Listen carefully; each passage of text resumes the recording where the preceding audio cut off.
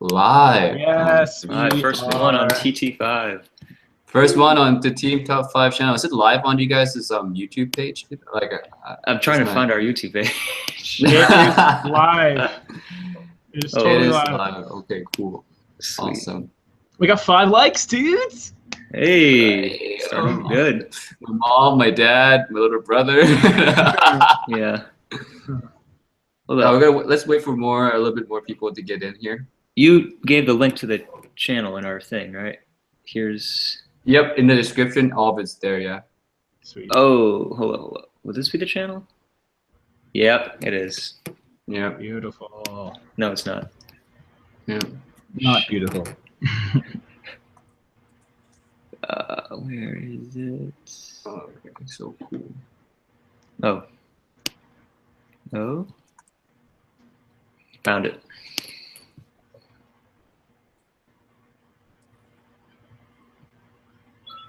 We got the Fragrance Apprentice. What is it? I was just talking with George a little while ago. Yep. Oh yeah. Shout out. Let me try. I feel like this live stream might not have too many people, but that's to be expected. Yeah. This is like a good one too. This is one of our. I think it's one of our most fun. Yeah, and all these ideas were like on the fly ideas. I didn't know I had to host today. But yeah, let's just start. Like they can catch up later. Sure. Offline. Yeah. Offline. Okay, guys. The grid. Hey, everyone. Welcome to the Team Top 5 live stream. This is number 11, and this is on the finally launched official Team Top 5 YouTube channel. We're going to be doing a lot of stuff on this channel, like live streams, of course. Every week is going to be on this channel from now on. A lot of collaborations coming up. A lot more fun games, so to say, all right? So stay tuned. Subscribe to this channel if you haven't, guys. And, of course, subscribe to the rest of us. And if you guys don't know, I'll introduce myself. My name is Timmy from the channel Imagine Scent. I love doing indie fragrances. I do a lot of top 10s to just the general YouTube fragrance channel. And my scent of the day, where is it? My scent of the day, I don't want to go and grab it, but it's Creed Viking. Creed Viking, your bottle now, right? Your shiny new bottle. Yeah. Sweet. It's a great one. Well, I'm Bradley from the channel Tripleinc. I also do fragrance reviews, all kinds of top 10, top 5 videos, and all that kind of good stuff. And my scent of the day, I actually have 2 of them. First one's Memoirs of a Trespasser, Imaginary Authors. Very good vanilla scents. Been loving that one. And then Big Bottle Polo Supreme Leather is my other scent of the day. So going with some more sweeter autumn scents. Nice. Yep, that's what I'm rocking. Sweet. Well, everyone, my name is James from the channel J-ROYL. And I do Top 5 Fridays. So I'm all about Top 5 lists, which is great for Team Top 5. Am I right? Yeah, of course. That's the name of the Royal game. Rush reviews, 3 minutes or less. Anyway, my scent of the day is M7. Oh, M7. Good. 4-ingredient M7. The good M7. So it's starting to get chilly out, and I wanted something that's a nice transition from warm to cold weather. And I feel like this is doing it for me. So it's been a good day, boys. It's been a good day. Yeah. Let's say that hurricane has brought a lot of. I mean, I'm not in it where I live, but it could possibly be coming up my way. But I don't think I should have any problems. But it is getting cold everywhere, which is great because time to break out some actual fall scents. Make sure to ship us all the fragrances for safekeeping before that happens. I don't know about that. They're okay down here in my vaults that I got. Yeah, rascal. Yeah. But prayers goes out to everyone else who's actually being affected by it. Sorry, guys, that really sucks. But all right, guys. So we actually have a really fun game today that we're all really excited, plus not excited. Not excited at all. Yeah. The game is called. The game is called Guess That Cap. So like we'll show like this is an example. Like it says my channel. I'm going to show a bottle cap, and the person who I pick have to guess it. And if they guess it wrong, they have to spray themselves with a very powerful, potent. Skanky fragrance. Let's show off our sense of what we have chosen. Oh my god. So for my pick, if I ever guess the cap wrong, I have to spray myself with Bat by Zoologist. And you guys know how potent this is for the summer heat right now. That it's Las Vegas. This is an absolute no-go for Las Vegas at this current time of year. So that's pretty brutal. that is brutal. I'm going with probably my beastliest scent, the Blue Beast, legit Amouage Interlude Man. Oh yeah. So, the smokiness. I'm in my basement right now, actually, so I might have to barricade myself down here and close the door because if I mess up too bad, it's going to be taking over the whole It's like house. after this game, like a hot girl calls Brad on a date. I'm like, let me take a shower for 10 years and then I'll see you. Yeah. My choice is going to be Dior Homme Parfum. A juice color. A beautiful fragrance. Yeah. But maybe one spray is good.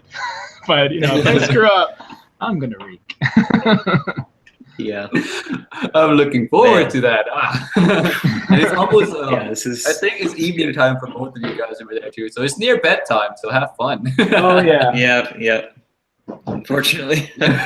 I can still shower. Yeah. Oh, God. All right. So and it's on every guess is on a 10-second timer. Mm-hmm. So it's a rapid fire game. So there's no time to go and like think too much, think too long or something like that. Yeah, so you can't go to Fragrantica and look up the cap. Nope, and all that you can't go to look up the cap. How do you search that? How do you search the cap? I'm not necessarily going to do that. But. All right, guys. So since I'm the host, I get advantage over this because I planned it. Of course. So for this cap, my victim is actually gonna be Bradley. All right, hit me. Ready? 3, 2, 1. All right, let me know when you can see the cap. Okay, Dior Eau Sauvage Parfum. 9. No, Dior Eau Sauvage. 8. I got No, let me see. Hold up. 6. That's Dior Eau Sauvage. No, Midnight in Paris. 5. Yes. Whoa, Wow. EDP or EDP though? The same. I'm kidding. I got that good. Oh, Bradley's safe. Oh my God. I was like, that has to be a Dior. I'm like, it's got that same twist. But Do you lock in your answer, or like, can you lock in your answer and be like, "This is my final answer," or is just keep guessing? Oh, I mean, like, keep guessing. Yeah. I guess until the timer runs out. yeah, Okay, cool. locking in is like Scary. Yeah. Logging in is scary. Yeah, Bradley would have to spray like 10 this is sprays last right resort right here. Oh sweet. my God. All right, Bradley, since you got it right, it's now All right. your turn. Yeah, James, you are my next victim here. Oh gosh. Let's see what I'm gonna choose. Okay. Ready? 3, 2, 1. 10, 9, 8, 7, Jardin sur la Nile. 6. Correct. Oh. Let's say it's the Jardin series, that little clear cap. Yeah, I was like, which one though? I thought that was like a Mon Guerlain, but then I was like, but Bradley doesn't own Mon Guerlain. Exactly. Yeah. See, I don't own a whole lot, so it's probably easy to choose from my home. Yeah. You got that one right there. Thank All right, James. I wish I could spray this one instead. Come on. So I just wanted to announce to everyone, I was trying to be nice to my boys, and I picked, pretty easy ones, I think. Okay. But Fine by us. so we'll see. So, Mr. Timmy, Fuck. What? I mean, you got your cap in 3, 2, 1. Oh, 10. Oh, he's 9. a filthy intense woman. Yeah. dang. Got the gender right, too. Okay. Attaboy. Woo! Oh man, this cap, I know that like. Okay, so this cap there's 2 fragrances that has this cap. All right, so if you name one of those, it's correct. Okay. All right, 3, 2, 1, go. 10, 9, 8, 7, 6, 5, 4. Wait, is this me or James going right now? Wait, did I pick someone yet? No, I thought I didn't. I thought I picked James. Okay. because I'm Royal wondering water? like Royal water. Yes. Okay. Oh, sorry guys, that was my bad. I thought I picked James for that already. No worries. I thought I picked him in my mind, but all right. I'm like, is it me? No? Okay, cool. All right, is it me now? It's James, since you got it right. Okay. We only rotate if they got it wrong. Oh, I got you. We do a rotation with you guys. Bradley. All right. Next. See what you got. In 3, 2, 1. What? What's? Oh, I think I know that. Is that? I think. No, that's too tall. 5. Jazz club? No. 3, 2. Oh Let me grab this right quick. Hell, I don't even know that one. no! What the What heck? is that? I thought it was. I thought it was this for a second. You know? I'm like, but no, that's. This is Tiziana Terenzi. Oh, I don't own it. Dang, man. Oh my God! Wow. First one of the night. Okay. And it's a booby. Like first victim. All right, Bradley, show the crowd. So actually, the last time I ever sprayed this was in like January, and it's still killer strong right now, just from the cap. Okay. I hate you guys for that. Okay, ready? There it is. Oh, the oregano. Oh. Okay. This game's savage. That's man. it. That's as much as I can go. Rotation since oh, Bradley's your turn. Okay, finally. All right, James, I'm getting some revenge on you for that. No. I'm getting my revenge. Okay, all right. Let's do it. I got a little special line lined up for you. Okay, now, ready for it? Okay, Yeah. 3, 2, 1, go. Ooh. Now this is to a 1 ounce bottle. 7, 6, Oh my God. 5, 4, Encre Noir, like 3, 2, zoologist. 1. This was a tough one. Oh my This was indeed a tough one. The perfect cube. Now, I believe it's the same proportional to every size bottle, and this is actually Burberry London. Oh damn! Yeah. Oh my God! I hate you. When I first saw it, no, not gonna lie, I thought it was like an Andy Tower fragrance. Bro, yeah, Yeah. the small Yeah, I ones. thought it was an Andy Tower. You know? Well, I'll tell you what it wasn't. It wasn't Dior on Parfum. Oh, God. Okay. And this isn't a decant atomizer spray. This is Dior, man. This is This is a heavy-duty sprayer. oh, Oh, there it is. okay. First spray is all right.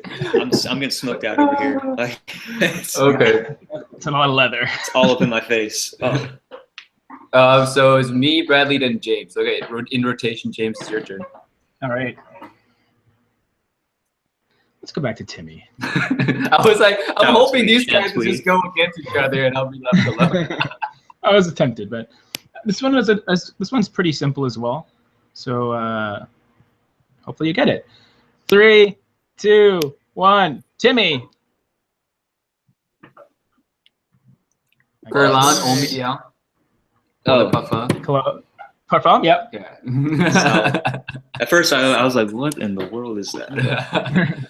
Once I saw the Nice. indentation on the top of the cap, I was like, that's Guerlain. Yeah. For Yeah. sure. Solid. Well, my next two are a bit tougher, so Yeah, that's what I'm safe so far, eh? So, next cap. This one, I know James knows this one. Oh, no, I know Bradley knows this one. Fuck, why did I pick this cap? So, actually, all right. Bradley? It's strong. Bradley? Yeah, okay. I'm just getting overwhelmed by freaking, okay. that incense, though. I cannot see straight. Okay. 3, 2, 1. Here we go. There's a label of it on top, so my finger is gonna cover it. Gosh. Oh, Razazi La Yukawam. Hey, there you Yeah. go. I saw that little curve on it. I'm like, Is that Rosazi? Yeah. Okay. That's gonna be Let one me of see my it for a picks, too. second. All those black ones are kind of hard to tell because there's no like you guys gotta go off the shape pretty much. Mhm. Solid. Okay. That was good. All right, my turn now. Mhm. Okay. So I'm gonna go. I think Timmy needs to spray. Yeah, I think so Why are you too. guys all So- targeting? Let's see. What one would you? Oh, dude, let's play this. Whoever gets to like 3 spray first lose, and we'll end the game there. Okay. Yeah. All right, cool. 3 sprays. I'm gonna end. All right. Just die there. Like dig me a grave right now. Okay. Shoot. All right, Timmy. Let's see if you can do this one. I'm gonna cover the top as well because you can maybe be able to guess from the top. But ready? 3, 2, 1, go. Ooh. Dolce & Gabbana Velvet Bergamot. Dang. You're savage, dude. That was solid. Yeah, it's got the It's velvety the only green. brand with that velvety cap. Yeah. I was like, does he know D&G is a velvet line? Probably. But Dude, I'm in Vegas. There's all the exclusive lines are in here in Vegas. I'm gonna take this to my nose so I can just smell this for the rest of the night. It's actually pretty nice. All right, who's next? We can do All the right. hug your mom challenge after this. Live. Yeah. They get disowned. All right, All so next in rotation is me, since James on the last rotation. Yeah. Let's see. Oh, actually, well, I got the question right, so it's my turn anyway. So, man, I've actually like didn't prepare that many caps for this, but I'll just go with James. James. All right, dude. James. In Love you, 3, 2, 1. Here we go. If you don't know this one, James, you're not a true fan. Oh. Oh, come on. 7, 6, The one. 5, Free. No. 3, 2, 1. Damn it. James. It's James. Gucci Envy. Bro. I haven't picked that one up yet. It's the cap that's like 90% of the bottle. I know. I was like, is that a 200 ml bottle cap or something? Like, No, it's only a 50 mil. that's tricky though. It's like if it was 100 ml, I'd be like, okay, yeah, it's like giant. Gosh, I'm sorry, James. Okay, Are you going same spot or are you going? I'm going right neck. Oh, there it is. All right, James, 2 strikes. Rocking that double. Yeah, All right. it's good. It's good stuff, man. Let's go Feels good. to Bradley. You're on the next rotation. All right, so I'm choosing next. I haven't gone in so long, dude. You got to win to go. You gotta- All right, yeah, James, or no, I'm go Timmy. You need to put something on. I'm good, dude. I'm I happy. might find a hard one. Okay. Should I do it to you? Should I really make you put something on right now? I kind of want to see you spray bad. I already have mine chosen, but it's like I have one that you more than likely will not get, but maybe you will. Okay, ready? Maybe. Oh, okay, whatever. We'll see. All right, James has actually gone to take a shower, I believe. So. Okay, ready? 3, 2, 1, go. Damn. Tough. Very Is cheap. it imaginary authors? 7, nope. 6, I think I know. 5, This 4, sucks. I hate it so much. 3, The fuck is that? Fuck. 1, Rip. What is 0. James, did you This- knew what that was? Is it Lacoste? Yep, look. Like, My first ever fragrance that I reviewed. Yeah. Very cheap, kind of that metallic-y, silvery, and that green on the inside I thought would give away a hint. You know? Yeah. I don't ever like pay attention Yeah. to Lacoste, so that's probably why. Well, here you go. Here's Bat, guys. The most Join the struggle. Join the struggle. Damn it. You call that a spray? Yeah, that's already a spray. The spray on this is like not. I'm not gonna spray in the air. Okay. We believe you. We believe you. Oh, dude. No, already. You feel like you're in a cave. Just wait for that dry down, as you always say, right? Yeah, in half an hour. True. Okay. Dude, why did I spray like the front of my neck? I should apply for a chimney sweeper right now, I think, with me. I'm just getting straight up ashes.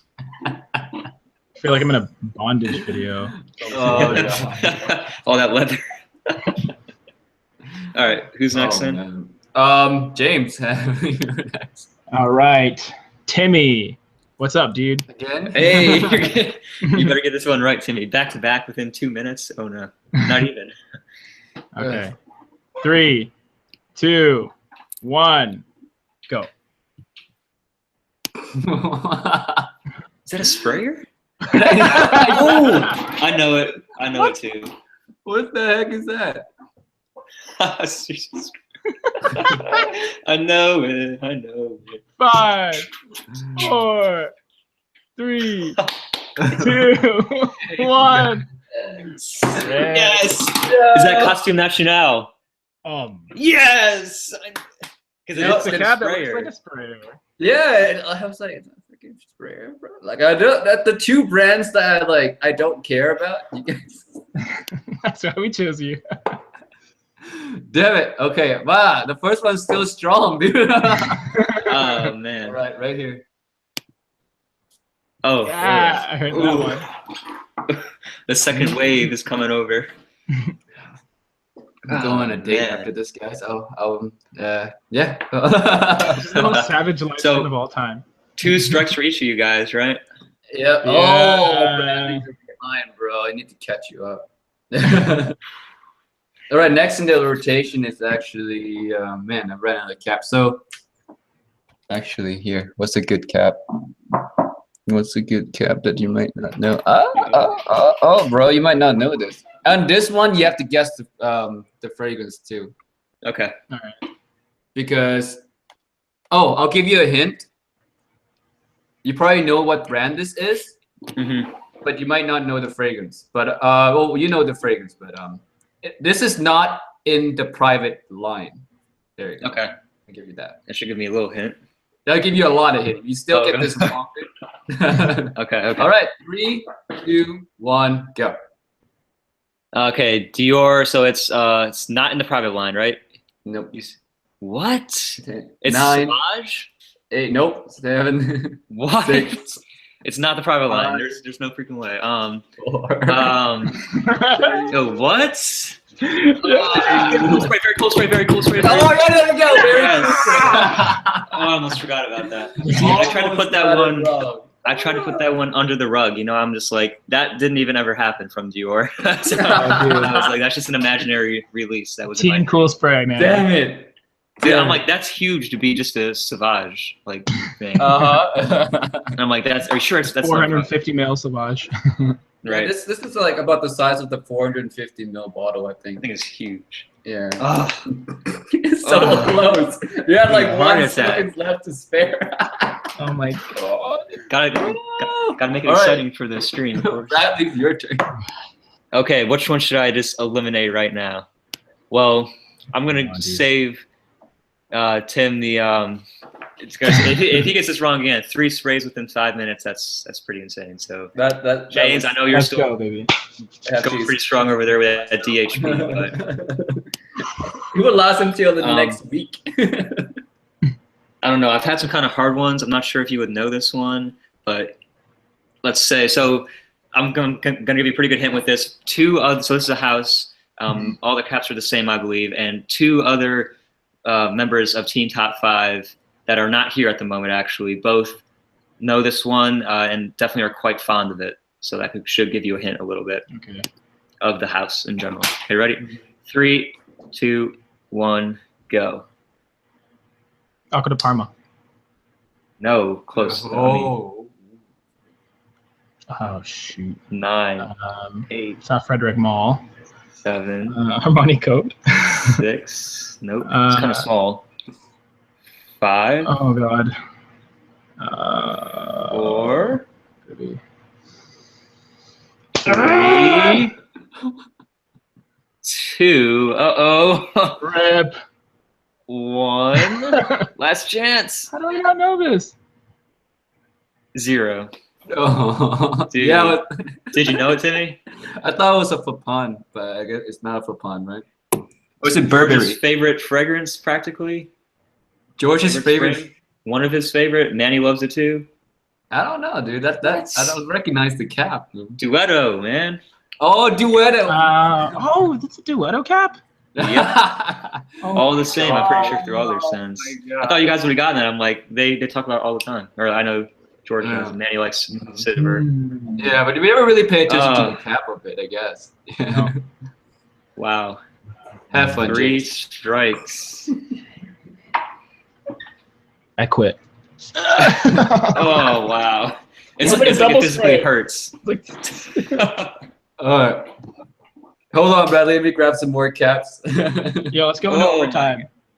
OT, shoot. Can I go? That's consolation. Do 3 sprays with that. Oh my goodness. Let me check up on the comments. I haven't checked up on that. Yeah, Chris heard that spray. Yeah.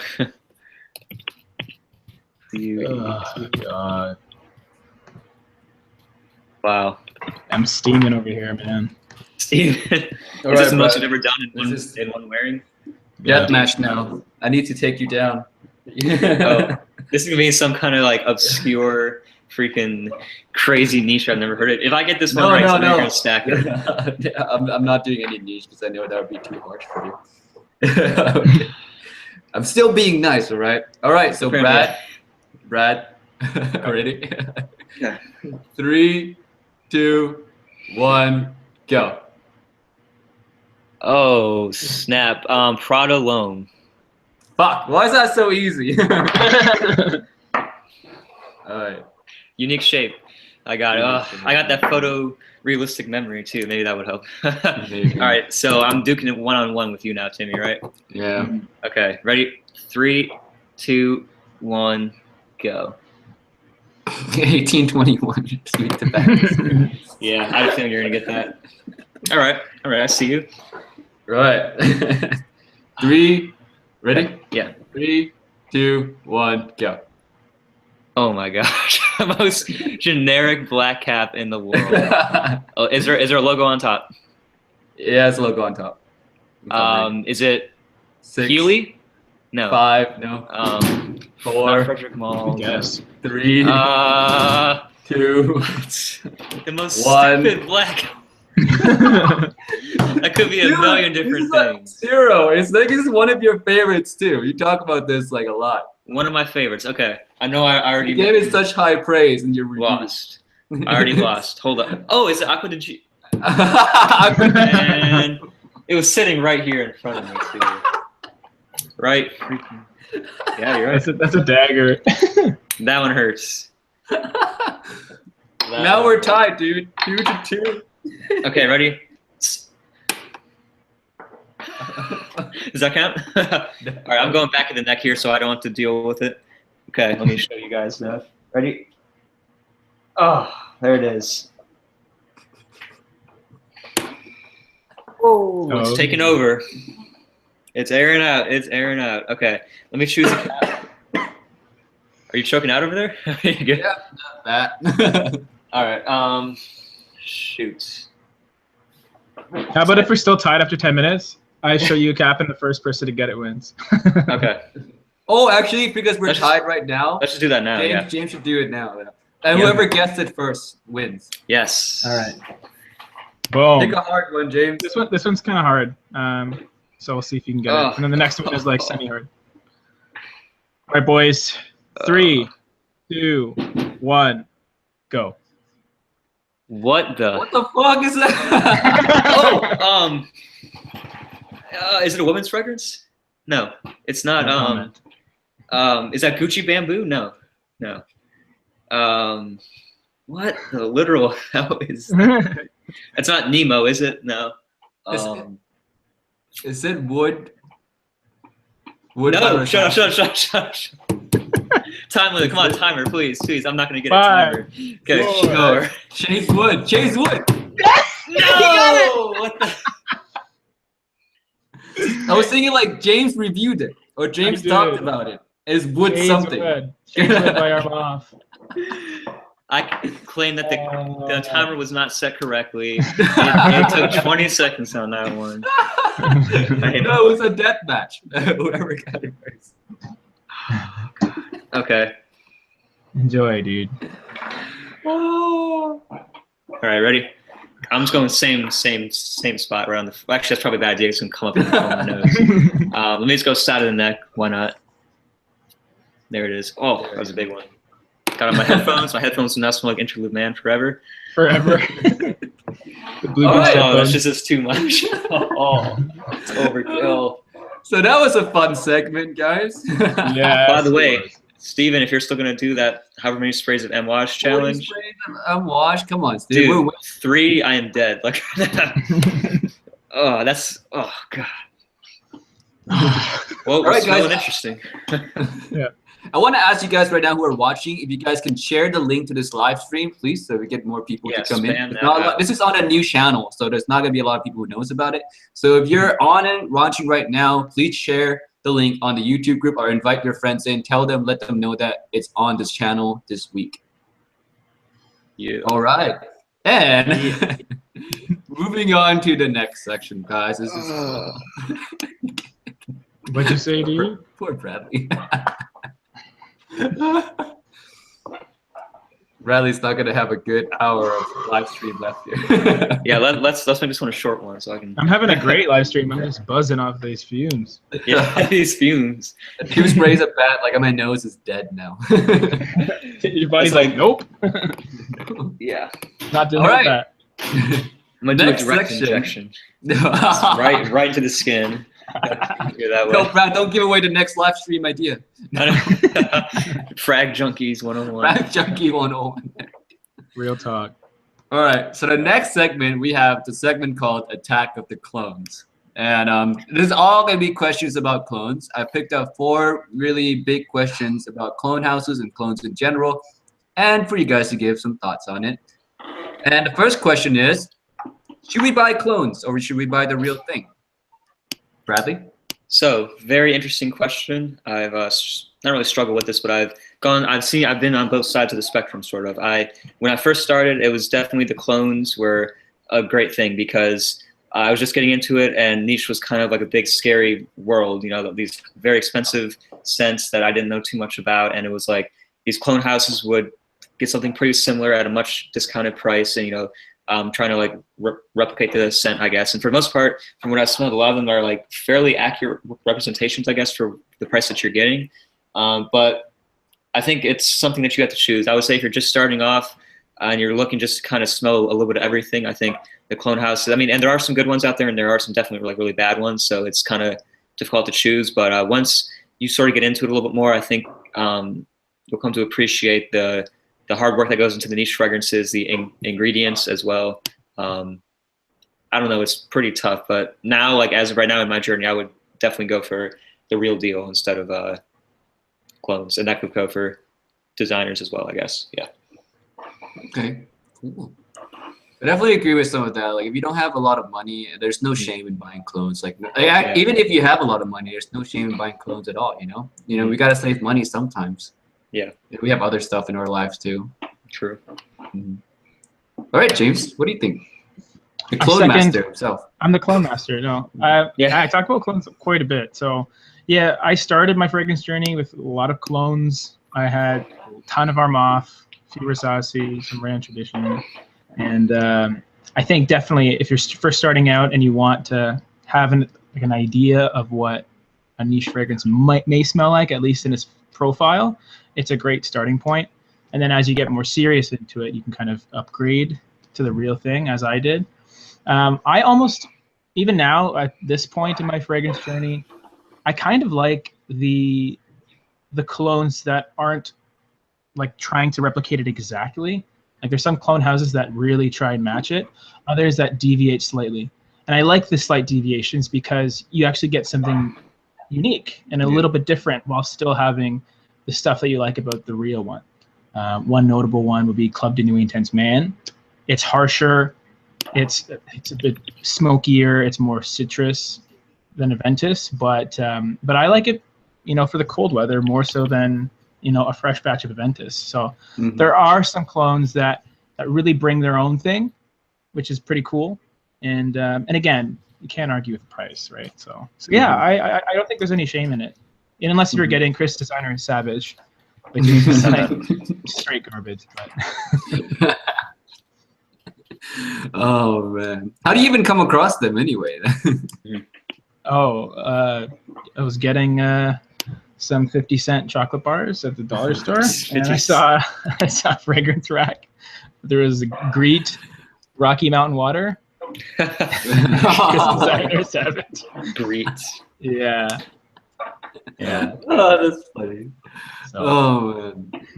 Well, yeah. My thoughts on clones the same as Bradley and James. No shame in buying clones at all. Trying to save money or anything, because, like I said, there's more to life than fragrances. As much as we love fragrances, believe it or not. All right, cool. So next question. This one is a tough one. Oh, could be a fire topic. What makes a clone house acceptable, and what makes it not acceptable? Because there are some clone houses that people just generally outright hate. Yep. And some love. So what in your personal opinion, what makes a house acceptable or not acceptable? I think it's honestly just a combination of the quality of their work and the prices that they're charging for, and also if they're straight up like trying to rip, you know, another fragrance off, or if, like James was saying, they're adding something a little bit new that slightly deviates, so then it makes like a new creation sort of. A big one, obviously, we're probably going to be talking about is Dua. They're probably one of the most popular clone houses out there right now, and if anybody's had a chance to smell them, I will say of ones that they are, you know, outright copying from other scents, they smell very, very, very similar. Like, it's scary sometimes. You know, there's a little bit of a quality difference, but overall, it's kind of like the same general feel that we get from, at least in my opinion, from scents that they're trying to replicate.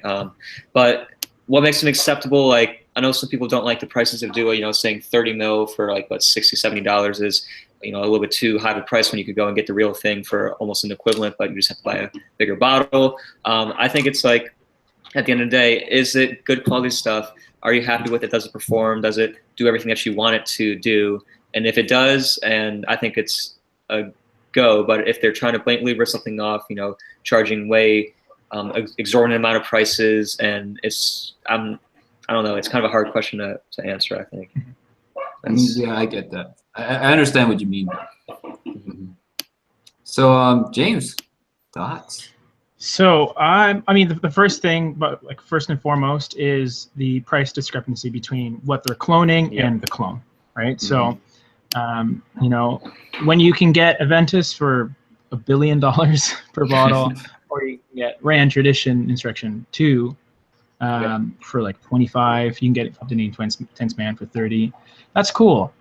When you get Pineapple Vintage for like $100 when it first came out, I don't know if that's cool. I mean, I love the fragrance. Noir, the original Noir is really good, but it's just so obvious that they were trying to capitalize on Aventus. They had Vintage and they had Vintage Noir.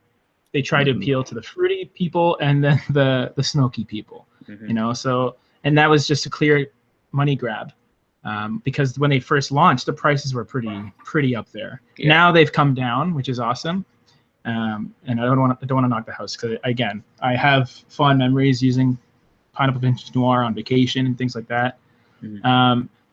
Really, I just think it comes down to the value. So, one that I like is La Yuguam Pour Homme, because private blends are just way too much for their ml value, and I mean, the quality is good, the presentation is great. Like, when they actually seem like they're trying to put out a good quality product at a fair price, then I admire that. But otherwise, it's just a cash grab, which I don't really respect. But definitely get that.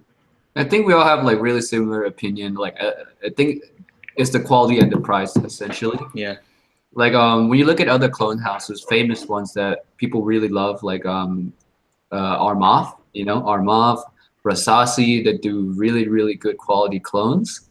at an affordable price, you know. And there are clone houses out there that just wants to do the money grab thing, right? They come out with the fragrance, price it really high, and try to just steal money essentially from people. That I also don't respect. So clone houses like that are definitely not acceptable to me. And one thing that one thing with me is that I love unique fragrances, and I respect art. You know, I think fragrances are an art form. You know, it's not good or it's not right to blatantly just copy a fragrance. You know, that's hard work. That's the perfumer's hard work. It takes time to make that. So I don't like any house that like blatantly like, okay, I'm gonna copy this. It's gonna smell exactly like it. Yeah. You know, I don't like that. I don't respect that. At least try to make it different. Like add something to it. You know. Yeah. And even in our MOPS designs, like when you have Code d'Intens Man, it's a black bottle, but it's not like L'Aventure, which is silver and black, and you know it's really tries to sort of play on that motif of Aventus, and you know, or like again the Chris designers, which is just like really bad replicas of the bottles. That's like a different thing altogether. It's no longer about like the artistic aspect, creating something, and then maybe it having similarities, because art in general, especially visual art, there's a lot of imitation, right? There's a lot of influence. There's a lot of that's kind of part of it. You get to reinterpret it. Perfuming is no different. So I do think some of the most successful popular clones are ones that are very good quality, great price, but still there's a slight different nuance. Train Nuit, it's Green Irish 3, but it's more aquatic, right? So it kind of it brings a different sort of thing to it. So yeah, I agree. Definitely. Yeah. All right, guys. Moving right along. If you guys have thoughts on clones, just leave in the comment section. We'd love to read them. Right. Next question. What is the best clone house in you guys' opinion? Yeah. Bradley, what's the best clone All house? right. So honestly, of all the fragrances that I own, probably the best would have to be Dua. Love it or hate it. They very controversial, obviously, but I gotta say, all of the ones that I've tried from them, they perform on my skin very, very well, no matter what they are. If it's like a fresh one or a darker one, I've actually every single one has got me a compliment, at least one, and they definitely do turn heads. And the quality, honestly, isn't that I find it pretty decent for what it is. I know they come up, they're kind of oily, but I don't really have any problems with them necessarily just as fragrances by themselves. Presentation could be better, I guess. Price on some of them is a little bit high, and some of them I think is a good deal, just depending. Like for instance, one comes to mind is An Evening with the Mobster, which I got right up here, which is the Roja Dove Creation E clone, and I actually had a chance to smell that about last year, and literally it has the same fizzy Coca-Cola opening. It has the tobacco, the woodsiness, the boozy kind of cognac vibe, and it lasts a long time, and it's got me compliments, and I think it smells pretty realistic as well. So, and I think for the price, I'm not paying for however much a Roja is, like $300, $400. You have this for like 50 or something. So I think if you can overlook some of their practices, I haven't read into it a whole lot, but I know there's definitely a lot of drama surrounding their company. I don't know, at least to me, the products speak for themselves, and some of his original blends are really, really nice too. So that's my pick right now. Dua. Yeah, I heard a lot about. I haven't smelled a lot of Dua, mainly because they don't really sell a lot of sample size. I don't like blind buying like $50 at a time. So personally, I don't have a lot of experience with Dua, but I have smelled a couple of them, which I thought they were all right. So let's see, James, what about you? I guess it's no surprise. Armaf. See, the reason I like Armaf is, like I mentioned before, the quality for the price is so they perform really well, especially these two. I get 10 hours with Women and then 7 or 8 with Intense Man. But what I love about them most is, even with this huge influx of popularity and all these people buying them, they don't really adjust the prices. So they're not capitalizing on the demand. They're keeping them reasonable, which I like. You know, they're still dirt cheap in the grand scheme of things. And there's a few houses that, you know, are like that as well. And I haven't really, you know, dabbled with their niche line too much, but from the 10 or 12 that I've owned, they're great. And again, they're all pretty, like they bring something new, except for the Terre d'Hermes clone, Belmont, which is like a carbon copy of the Pure Parfum. It's like spot on. But for the most part, they're all pretty, you know, they're really nice, and the presentation's pretty good.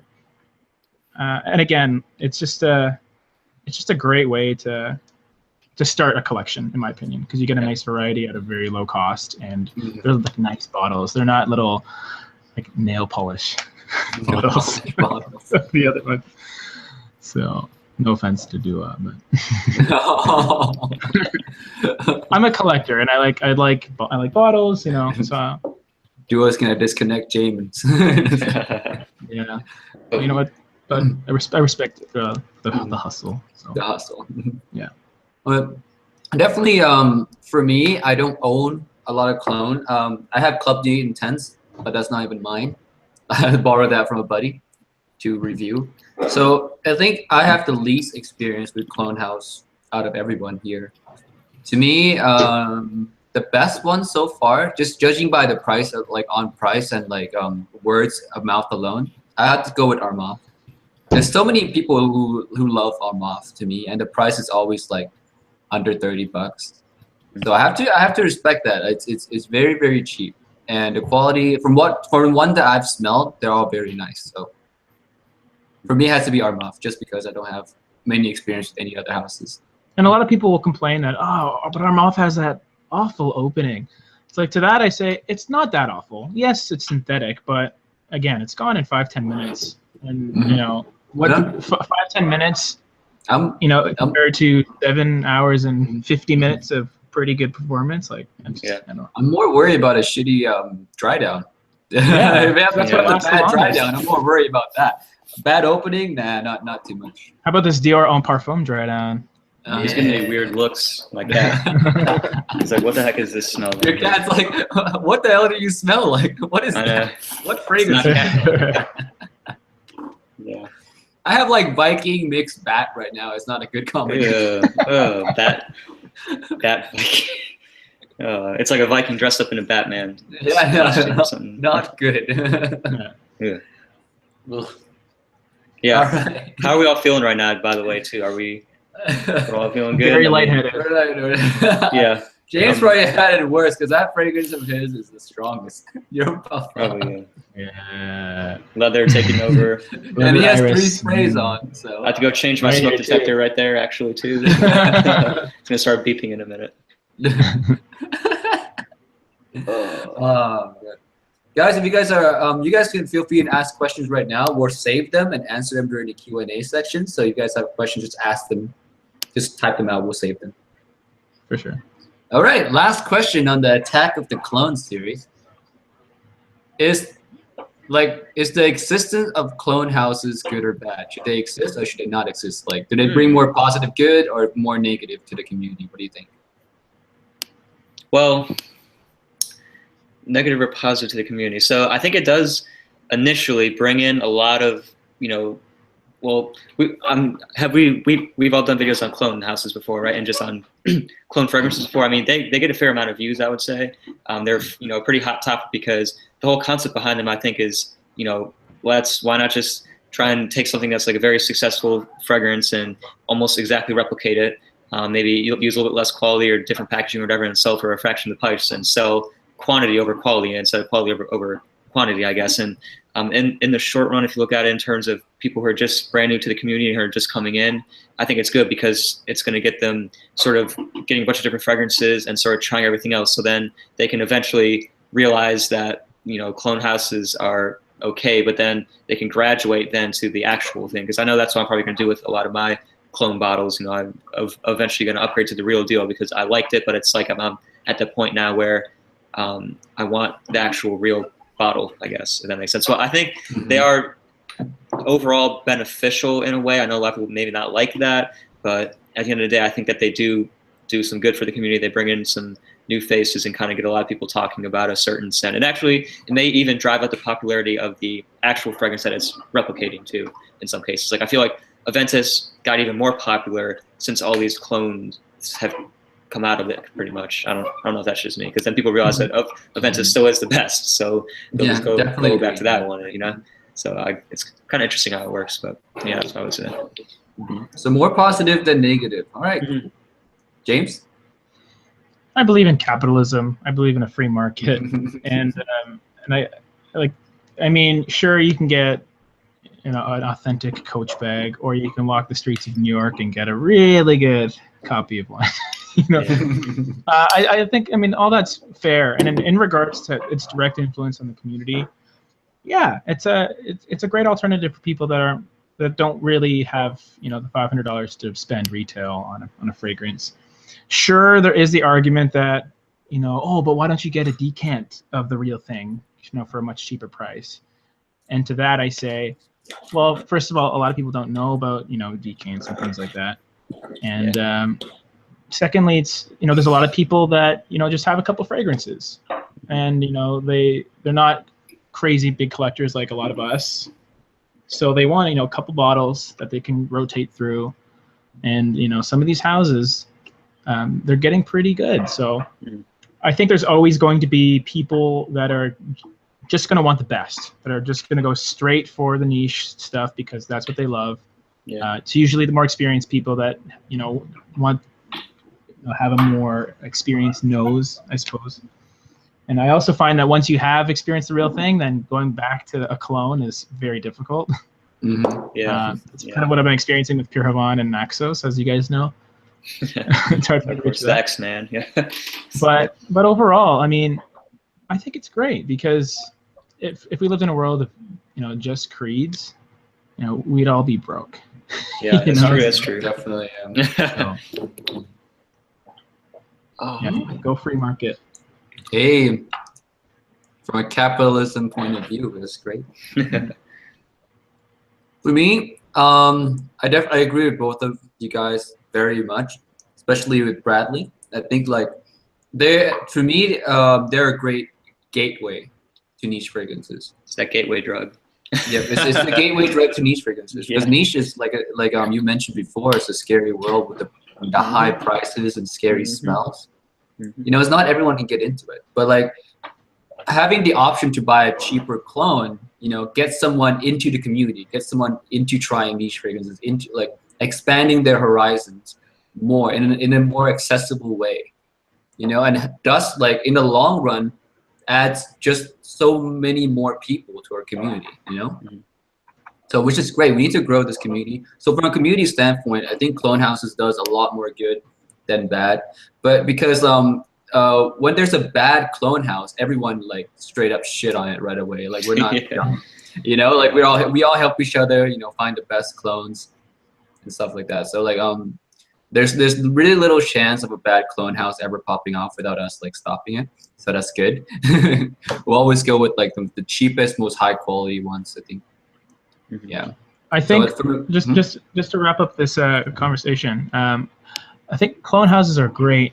The toxic part of the community is counterfeits, straight up counterfeits, right? Yes. So that's an entirely different thing, right? People that put out fake Aventus, for example. Fake Aventus, fake designers. Design fragrances do get fake a lot, guys. So you guys Chanel, Sauvage, be aware of that as well. Even Black Afghano, I've seen fake ones. That food coloring in that juice. Just put some water in there, a little bit of food coloring, you'll be good. Oh man, crazy. But yeah, watch out for counterfeits. Clones are fine. No shame in buying clones, but watch out for counterfeits. All right, that was a serious segment, guys. Man, I think everyone's lightheaded from the fragrances. It's. I think we should have played this game towards the end. So we gotta suffer through this whole story. Next time. I'm super loopy. Or maybe midway through before we do the actual. All right, guys. What cap is this? What's that? Salvatore Ferrer? No. Hold on. Close. Oh, F black. Yeah, right? No, that was It's a not trick F one. black. It looks. Essence. Oh, Sun F. It looks like F black. Yeah, I would have got you that one. Yeah, no one. Moving on. No more one's a strings. nuclear fanboy like you are here. Yeah, right. Sun Essence. I didn't. That was before me and Bradley's birth year. Yeah, it's too long.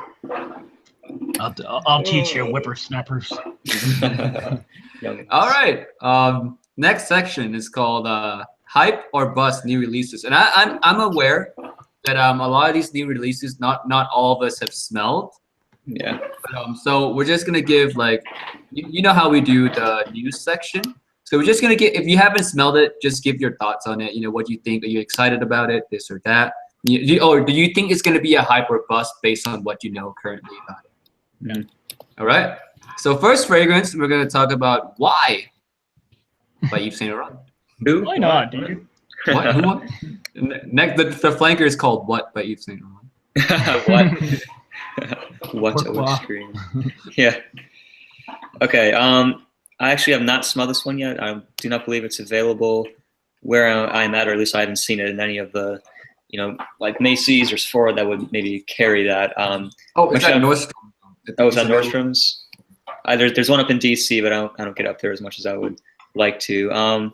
Yeah, there's a lot of hate on this one already. Like literally, the dislike bar in Fragrantica is 4 times as big as the love bar. So it looks kind of uninteresting to me, to be honest. I mean, aldehydes are the most smelled note apparently. Violet leaf, which is actually one of my favorite notes. Bergamot, but it just seems like it's kind of trying to be Lin Libre, but just can't beat it. Yeah. That's what I would say. But like, I've heard kind of mixed things. There's been some reviews in the community already on it, but I don't know. It just looks kind of bland to me. It doesn't look like it performs that well. Am I super interested in it? No, not really. I mean, I'm pretty good on Yves Saint Laurent. I have L'Homme, L'Homme Libre. Those are 2 of my favorites for a little bit more of the fresher side to wear. So I might pass this one unless a really good deal comes on and where I get the chance to smell it and maybe love it for some reason. I do like my fresh scents, but I think for the most part I'm not too interested in it. If anyone's gonna like it, it's gonna be you, Brad. Yeah, it probably will be me. Yeah. All right, so bust for Bradley. Bust. Oh yeah, that's right. Bust. Yeah. All right, James, what do you think of this one? I think I'm really confused because it's kind of similar to. I mean, I only smelled it out of the bottle, but I mean, they just released Eau Electrique by Nuit de L'Homme, Yeah. and then they released Y, which is kind of along the same vein, and they were like just super underwhelming. But one thing that I can say that I respect them for is they finally are deviating from the L'Homme line. So I think Y is definitely a bust, but who knows? Maybe they'll try and double down and release some cool flankers that may be interesting. So I guess they started boring, so then they can kind of layer some, cool flankers on top of that line. That's the only thing I can really hope for. But we can hope. It's just generic. So obviously the fragrance community is going to hate on it because it brings nothing new to the table. Yeah, absolutely. I agree. I've actually smelled this one, so I can attest to the nothing new part of it.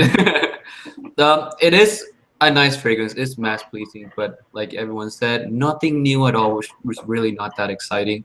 The performance was also not that great on it, so I think this is absolutely going to be a bust. There's a lot of better fragrances than that.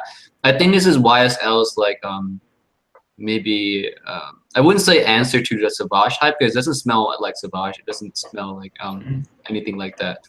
But I think they're trying to catch on like the fresh trend. You know how like early 2017 everything was fresh, and it was low this, low that, fresh fragrances everywhere. Yeah. I think this was just their late attempt at like trying to like still slide into that, the DMs of the DMs.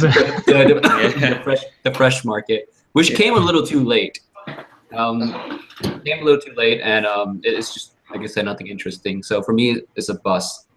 So there's a bust all around for what I said. Bust. All right. Dang, strikeout. All right. Next one is, and this is the next one I want to talk about. Is Tom Ford's Oud Mineral. You guys have not smelled this, right? I I have. have not. This one for me is tough to it's tough to give you guys because this is quite to me a really unique fragrance. It's not like Y where you guys can like tell it's a generic. So since you guys have not smelled, I'll just tell you guys the general of what it smells like, and you guys can go off like what it is. It's a very salty like fragrance. Like imagine like the most salty mineral C notes possible. Just straight salt. Straight salt. Straight salty, but really classy smelling salty. Not too much, not overwhelming. It's just like great, like gentlemanly, nice, man. kind of It's salty. There we go. It's oud wood meets aquamarine. Like it's yeah.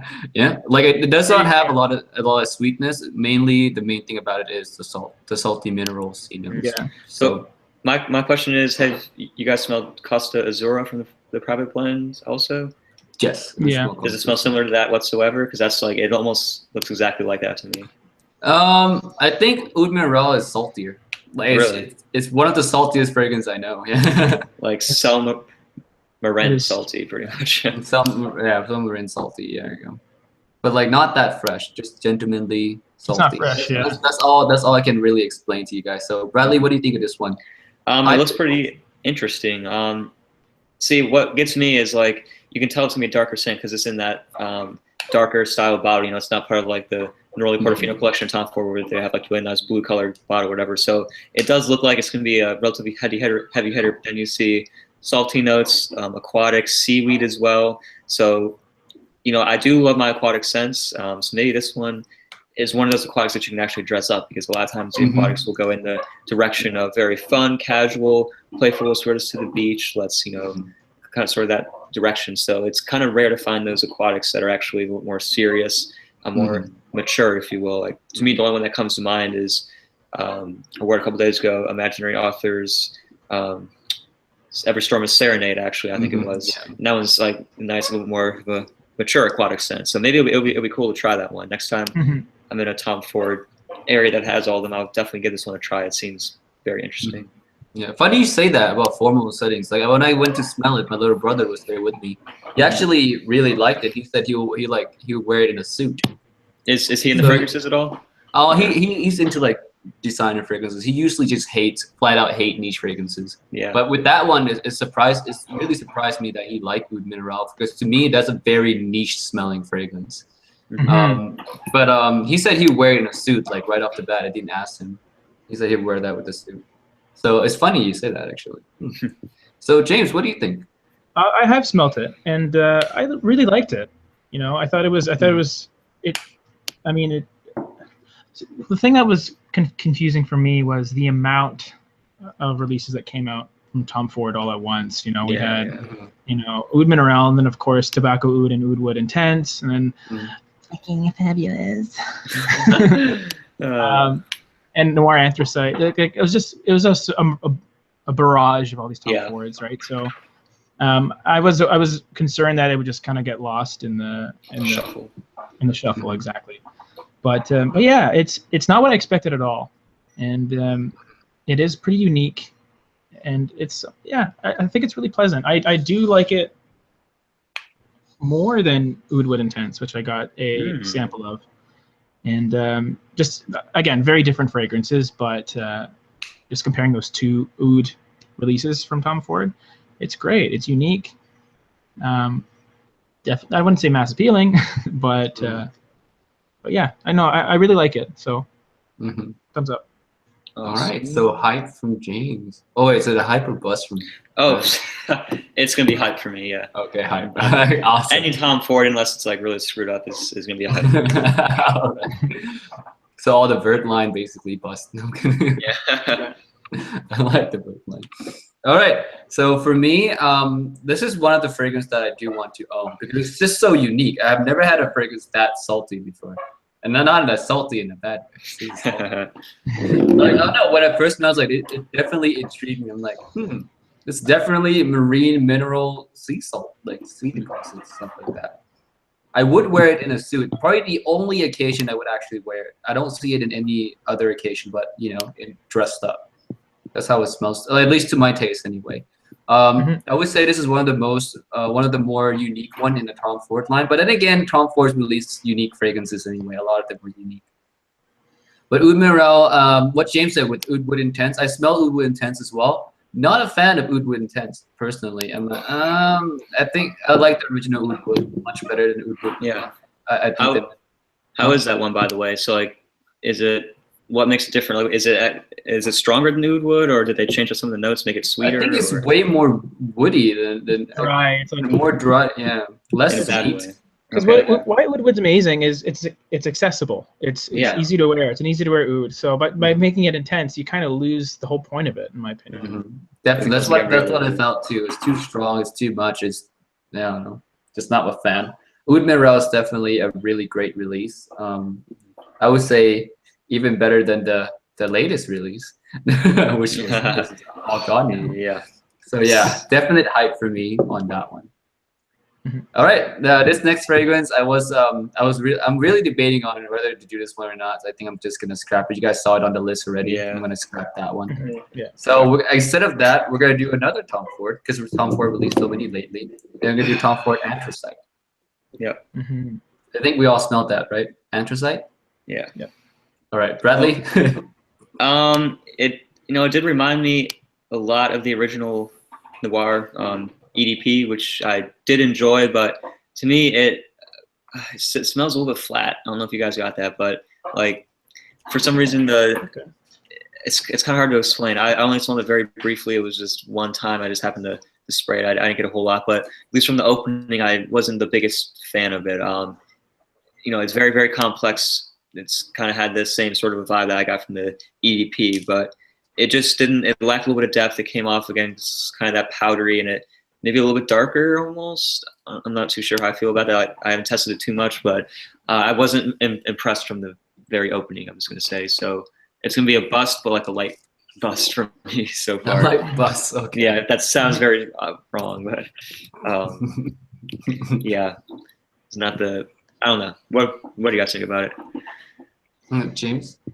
I really, really wanted to like it because there's a lot of reviews that are just totally destroy this fragrance. Yeah. and I love my woody fragrances. And it's funny because when I first smelled it, I was like, okay, it has that graphite, finish. Yeah, It has a pencil shaving vibe. You know what else has a pencil shaving vibe? Gucci pour which is amazing, right? So the fact that there's like that sort of parallel, shows promise. But Bradley, like when you said it's kind of flat, it's very interesting because something about it is, I wouldn't say it's linear, but it just flat. Like it plateaus. It just kind of this is what I have to deal with, like and it's like some like in certain fragrances, some notes really pop out to you, but it's almost like all the notes just sort of make like this chain link sort of a fence that just is right here. There's no like spikes in it. Yeah. It doesn't. It's very weird. It doesn't have a lot of depth, really. It's just bang. That's what it is. Spice. What like yeah. So of course bust. Yeah. Sad, really. The bottle's cool though. Yeah, the bottle's definitely cool. When you mentioned like pencil shaving, I thought of pure wood. Yeah. No, pure wood reminds me of more like a wood shop class back in high school. It's a sawdust. The sawdust vibe. Yeah, I actually like that one. Oh, pure wood is right now. I mean, it rotates every day, but pure wood is my favorite. It's really good. It's For the really fall good. too, it's probably the best one. Like so pure, good. pure Van, yeah. No doubt. I need to buy myself pure wood. So bust for both of you. Oh, yeah. Pure Sorry, Anthracite. Tom Ford. it's already Tom Ford. Sorry, Thomas. Just stick with your private plans. So yeah, stick to your private line. I mean, they have a couple of good design releases, like Grey Vetiver, I do like, but More Extreme, man. More Extreme is legit. yeah. Cool Vermont, feet vibe, or you want to say that. More extreme. Anthracite for me, I've never really tested it out. I smelled it at the store, right? So I don't have experience with like the dry down or anything like that. But off the bat, I just didn't like it. It has this grassy feel to it, which I just found weird. Because you guys know me, green is not. It's like my least favorite genre of fragrances. So for my taste alone, like I smelled that grassiness, and I was like, nope. Not for me. So, and it smells a bit old school. I would say old school. Yeah. A little It's dated, old school. I don't know. I really don't know who they were targeting with that release. Like normally, like when a fragrance comes out, like you can tell like, oh, they're targeting this market. Oh, they're geared towards that. But what was that? Like what was some? Yeah, maybe. But I don't know. And I just don't know. It confuses me every time I think about it. But what market are you trying to sell that to? You know, because rich people, older gentlemen would buy something from the private line per se. Yeah. You know, not really the main line. So not really sure about that. So bus for me as well. All right, this next one, James' favorite house, Pineapple Vintage. Who's vintage? Pineapple Vintage Noir Intense. And if you know something about Beyond Noir, you can jam in on that too. I don't know about it personally. But Bradley?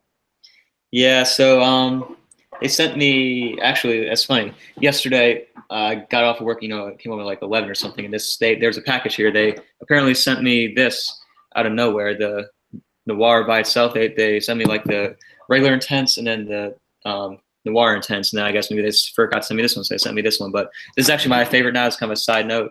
It's like it's kind of like a smoky but fresh batch of Aventus. It's the best one. Like I definitely agree. Like it takes all the good things about Intense and just makes it better. Okay, but yeah, Noir Intense was a big miss for me. Like the smokiness, man. Like it's not interlude smoky, but it's a different kind of smoke. It's more like that burnt meat kind of a sense / burning tire. It's kind of hard. That's just the two that I got mixed with kind of a pineapple. Like it just smelled like an old burnt pineapple, not in an appealing way, if that makes sense. So. I'm not sure. Oh, it's got like a really bad nose thing right here. Like, that was weird. Though. That's just like almost giving me like a freaking migraine. I don't know. Yeah, so it wasn't for me, definitely. Yeah, you guys can go on. Seriously, like that was weird. It's like I've never experienced that before with any fragrance. It's like this is probably the most because you know you guys know I go fresh. You know. This is the most any heavy scent I've ever done, so I don't know my limits. I'm lightweight, I guess. Bradley's drunk. So for future reference, next time you wear interlude, just do a quarter spray. Yeah, it's like right here to run the bridge of my nose. Yeah, I have a bit of that too, my friend. I smell a heavy scent on the daily, so I'm very tolerant of these. Yeah, you built up a good tolerance. I start off with heavy scent. So where are we at? I was laughing at Bradley. James, what do you think of Pineapple Vintage Noir Intense? And also Beyond Noir, I think. And Beyond Noir. Yeah, so I haven't smelled it, but I did a lot of research on it, and I watched Greggy Boy's review on Beyond Noir. Oh. And we talked about it a little bit. So yeah, I second your guys' opinion on Pineapple Vintage Noir. I think it's really good. I think it's different enough from Aventus that it stands alone. The way I kind of classify at least the first two is you have like an underripe pineapple in the original Pineapple Vintage, so it's tart, and then you have an overripe pineapple in Noir. So I don't really get a lot of smoke. What I get is just an overripe pineapple, so it's a little bit richer, a little bit sweeter, a little bit darker, and yeah, I just think it's kind of tacky to like try and appeal to this market. Like, oh, we're gonna release an intense version, so it's even better, and then it's not. And then you get Noir Intense, and it's like, oh, we didn't really make it smoky the first time, but now it's intense, so it's gonna be real smoky. But now it's too smoky. And then you have Beyond Noir, and the fact that everything was released so close together, it's such a cluster F of noirs and intenses. You don't even know what you're getting at that point, right? Yeah. Like just focus your brand, and I don't know, just know what you're doing going into it, and know what you want to accomplish. And to me, like Beyond Noir, it just sounds like a smoke bomb, according to what I've seen. If I want a smoke bomb, I'll go with an Amouage, or I'll go with a house that has been doing smoke, has been doing incense, and does it right, in my opinion. I think Parkland's vintage is, they're relatively new. They have their one kind of line, and they're trying to like just grasp at straws, But I think they smell okay, but it's a bit discombobulated, So I think it's, if we're talking about Noir Intense specifically, bust. Absolutely bust. Yeah. I second that. The original Intense is a great car freshener, just so you know. Original Intense. Oh yeah. Actually, like the original Intense to me smells like a Ventus without any dark notes. Yeah. Just take out all the dark notes. Just leave the pineapple and some woods. That's all. I don't get any dark notes at all. Slight wood. Yeah, slight wood. I actually like that one more for the daytime. Like I wouldn't wear a Ventus in like a super hot 100-degree sun, but I would wear Pineapple Vintage Intense in the hot sun. Yeah. I like that more for like the daytime. A Ventus for the nighttime. That's why I keep it around, because like I have use for it now. It's the daytime fragrance. But my favorite has to be the Noir. Noir is just fantastic. Noir is very good, man. Fantastic fragrance. With the Noir Intense, I said in my review that it's like the worst one they ever released. Oh yeah, it's like Noir Intense, and luckily they didn't kill me for that. I was being honest. It's really not good. I don't know what they were doing. Really super smoky barbecue-ish vibe. I mean, I feel like I think they have a pulse on the heartbeat of the fragrance community. So I feel like the company is pretty sensitive to what people are saying. So when they released, the first 3, they're like, okay, I think maybe we should try and go a little smokier to appeal to those like old school Aventus patches, But they just kind of missed. Like OD. I feel like they had the smoke and they accidentally spilled too much of it in. Yeah, maybe it seems like that. Yeah. Let's just put it out and see what happens. And yeah. Yeah. But of course, everyone, try these fragrances first. Yeah. Right? Like try it. You might end up liking it if you really like the hardcore smokiness. You might like the Noir Intense. It's really up to preference. But I think for all of us unanimously, I think Noir is the best from the line. So Noir Intense bust all around bust. Yeah. Man, we're busting a lot of fragrances. I know, right? No, we're very picky. I think 2017 is like a weird year. Like there's a bunch of weird releases in 2017. Yeah. Definitely. Next one. This one has been released earlier, 2017. So I'm sure everyone here got to smell already. Is Prada L'Homme Intense. My boy. Yep, proudly. All right, so this is I think a nice, like, it kind of reminds me of the same way that Dior did things with making Dior and then Dior L'Homme Intense. We're keeping sort of the same concepts of an original fragrance and then just making it more intense in the scent. The performance is a little bit of a different story. I mean, it is stronger definitely, but not like, it's kind of weird. Like it still has the prominent iris in there, but instead of having more of a powdery kind of a slightly soapy freshness to it, it's backed up by like tonka bean, leather, amber. It's not like overly sweet, but it just comes across very smooth, which is what I like. Like those are all very smooth notes. It just comes across as a nice, smooth, irisy, slightly leathery scent. I think it's nice, metrosexual, definitely. Like if you would wear Prada L'Homme during the day, I think you could wear Intense definitely during the night. Would be really good. Like I wasn't super like over the roof impressed by it. It was nice. So maybe if it hits discounters and I can get it for like $70, $80 maybe. But as of right now, I'm kind of in the middle of the road, but I'm gonna lean towards not bust, but not pass. What's the one for passing it? Oh, hype. Yeah, that's right. Yeah. Slight hype on that, but yeah. I'll all right, slight hype. Okay, cool. So, James. I love Prada L'Homme Intense. I've had it for a little while, ever since it came out, and I'm just a huge fan of Prada's intense / extreme offerings. Another one, Ember Pro Homme, not a huge fan of, but the intense version is pretty damn good. It's Bradley made a great point. Prada L'Homme in the day, intense at night. It's kind of a no-brainer. And the only thing that for me, whenever I wear Prada L'Homme Intense, is I go noseblind to it pretty quickly. So I know it's performing, I know it's projecting, but I can't really enjoy it myself. And that's in my Prada like top 5 or whatever. That's why it was my number 2, because Luna Rossa Extreme I can definitely always smell on me, and it's I can enjoy it. But yeah, Intense, it's as you know, even though I was knocking Tom Ford earlier with his Intense releases, but I think it's more excusable in the designer side, because everyone makes Intense and Extreme for the designer category. And I think it's unique. I think it's more unique than Prada L'Homme was. We all know that how we feel about and Bradley with the comparison to Dior Homme. But L'Homme Intense is its own thing. So I think it's a huge hype. I think it's probably my favorite designer release of the year. Wow. Yeah, I've seen a lot of that in the comment section as well. People seem to agree that Prada L'Homme Intense is the best release 2017. Oh, sick. Smart people. Smart. They agree with me. So definite hype for Prada L'Homme Intense. So James, I was gonna say something. I totally forgot, but I totally slipped my mind. That sucks.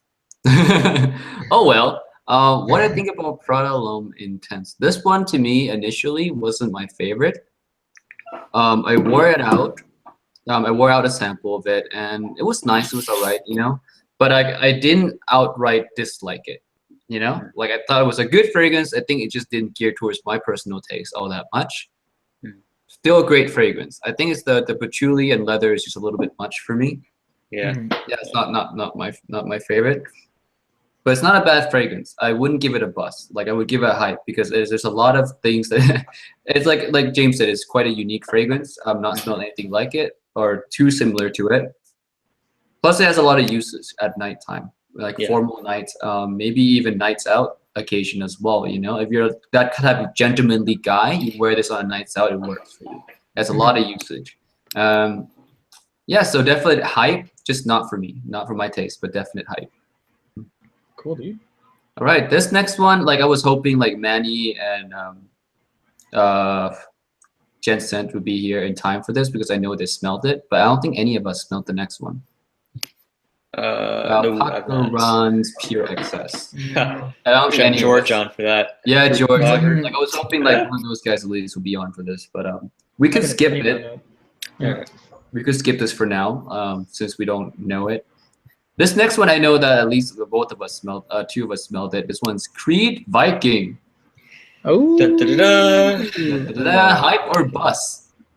Wow. So are we comparing it to the hype, what it's supposed to get, or are we comparing it to the hype of like a normal fragrance? Because it's definitely two different beasts right there. Yeah. Well, based on what it smells like, do you think it's worthy of do you think it's worthy of like buying? You're like worthy of the Viking hype, or worthy of the Viking hype? Yeah. Oh, okay. Probably not of the Viking hype, to be honest. I mean, it's a nice fragrance. It actually to me smells a lot just like whenever I smell it, just like a really nice classic Old Spice scent, but it's like a niche version of that, if that makes sense. It has very nice like pepperminty, sharp peppery opening. And then it just has a touch of citrus, touch of spice. It's very well rounded. It comes at you from a lot of different angles. It does get compliments. Smells really nice in the air. It does everything that you pretty much want a fragrance to do. But I just don't like really find myself loving it. There are some scents that I just smell and they just take me on like a journey, and it's just like awesome. I don't get that for some reason from Viking. Like that. You want to take a journey to the cave. To a cave.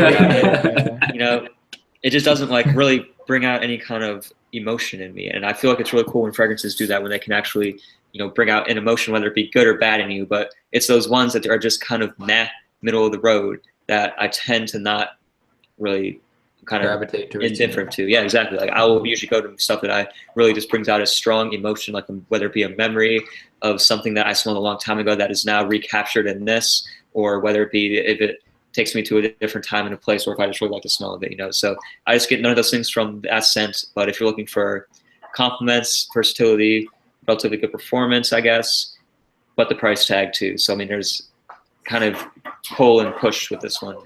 I don't know. For me, no. I'm gonna say it's a bust, unfortunately. Okay. Just because it's so damn expensive. Yeah. Yeah, I can see why the price is killer. I want to read one comment out. Like I said, James said, my throat is burning. Hashtag DHP. I know, like literally my nose now. I can't smell anything from my nose. It's clogged. Oh my god. It's getting red. Manny should have played this game too. What's you know what? his Next time we're getting them. We're getting those. Oh yeah. Yeah, this is gonna We've come earned back. our stripes. Yep. Yeah, we gotta. Oh, a Team Top 5 initiation. Yes. Getting christened. Initiation game. Okay. So Creed Viking. Oh wait, hold on, James. You gotta give your thoughts on it. Yeah, I haven't smelled it yet, but Oh, just judging by all the 20,000 reviews out there right now. yeah, it's funny because a lot of the reviewers I've seen, they're positive. I mean, unanimously, it's like it's different. It's not your typical Creed. It's maybe in a similar vein of like a Royal Oud or a Tabaron Millesime or something, which I think is good because I like when Creed, as much as I love their fresh offerings. Like I do like when they do something a bit different. I just hate that it doesn't come in the 4-ounce bottle because I can't have this random 100 ml in my collection, right? That's true. That's true. I hate that too. It looks strange. It does look strange, but it's something that I would love to smell because I do like darker fragrances. I'm a northern boy. Winter is coming. Yeah.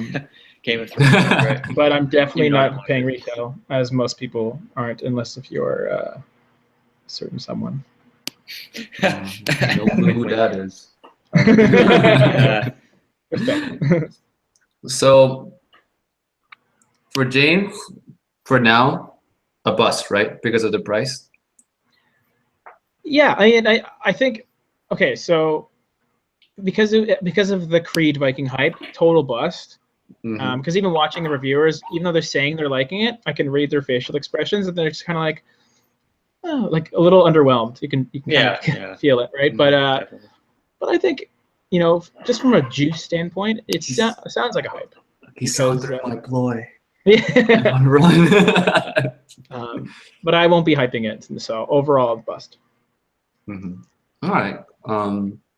I'll bring my bottle to Canada. That's actually what I'm gonna bring. I was gonna ask you. Yeah, that'd be great. Are you leaving tomorrow for that? Yeah, I'm leaving like tomorrow morning. Yeah. Oh shoot. That's so quick. You guys don't know I'm going to Canada, guys. I'm moving. Trump's president. Trudeau, my boy. Dude looks like Josh Groban. Back to the topic at hand. Creed Viking for me, bust or high. I mean, all right, I bought it. Okay? I like it myself.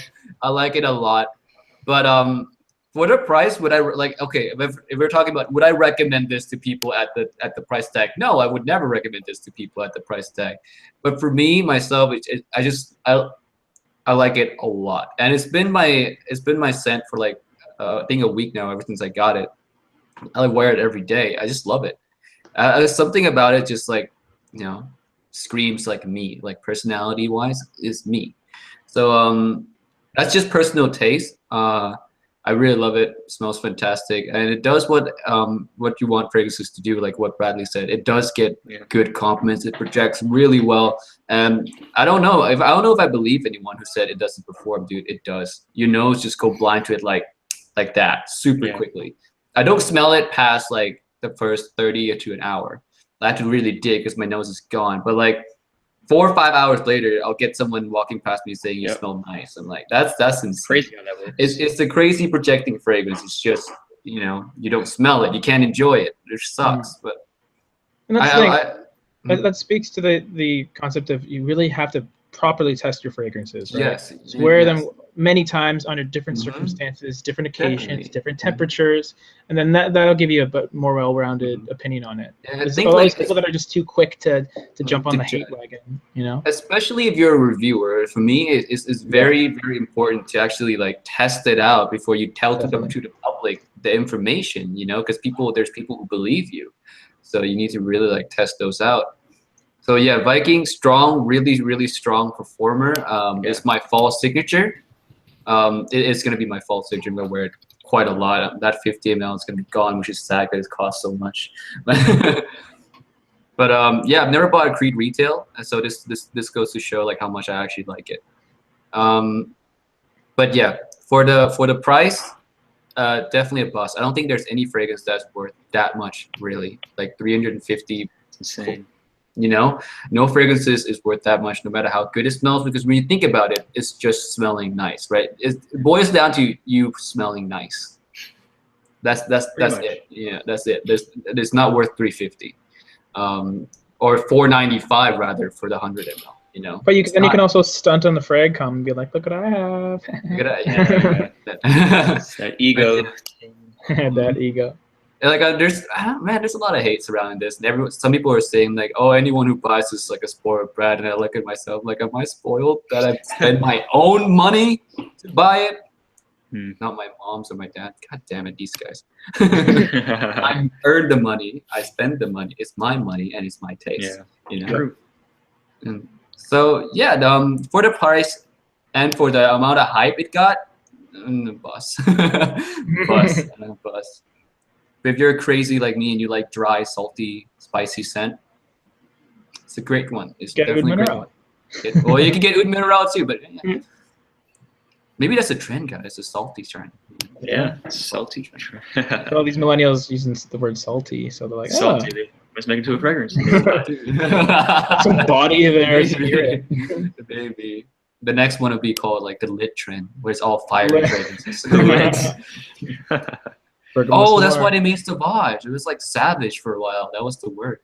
Yeah. You're savage. They're like, no, that was the word for a while. Oh, yeah. Wow. We're gonna make Savage. We just makes sense now.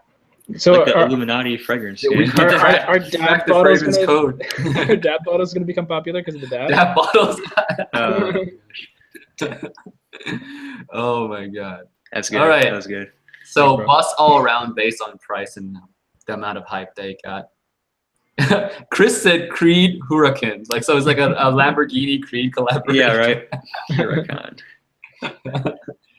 Creed. Or the trend of hurricanes that's happening right now in our planet. Yeah, either one. It could work for both. No. Damn it. Creed Vivino. Wow. All right, last fragrance. I think I'm the only one who have smelled this fragrance in this group. Where is the rest of them? Where is Gents? I don't know.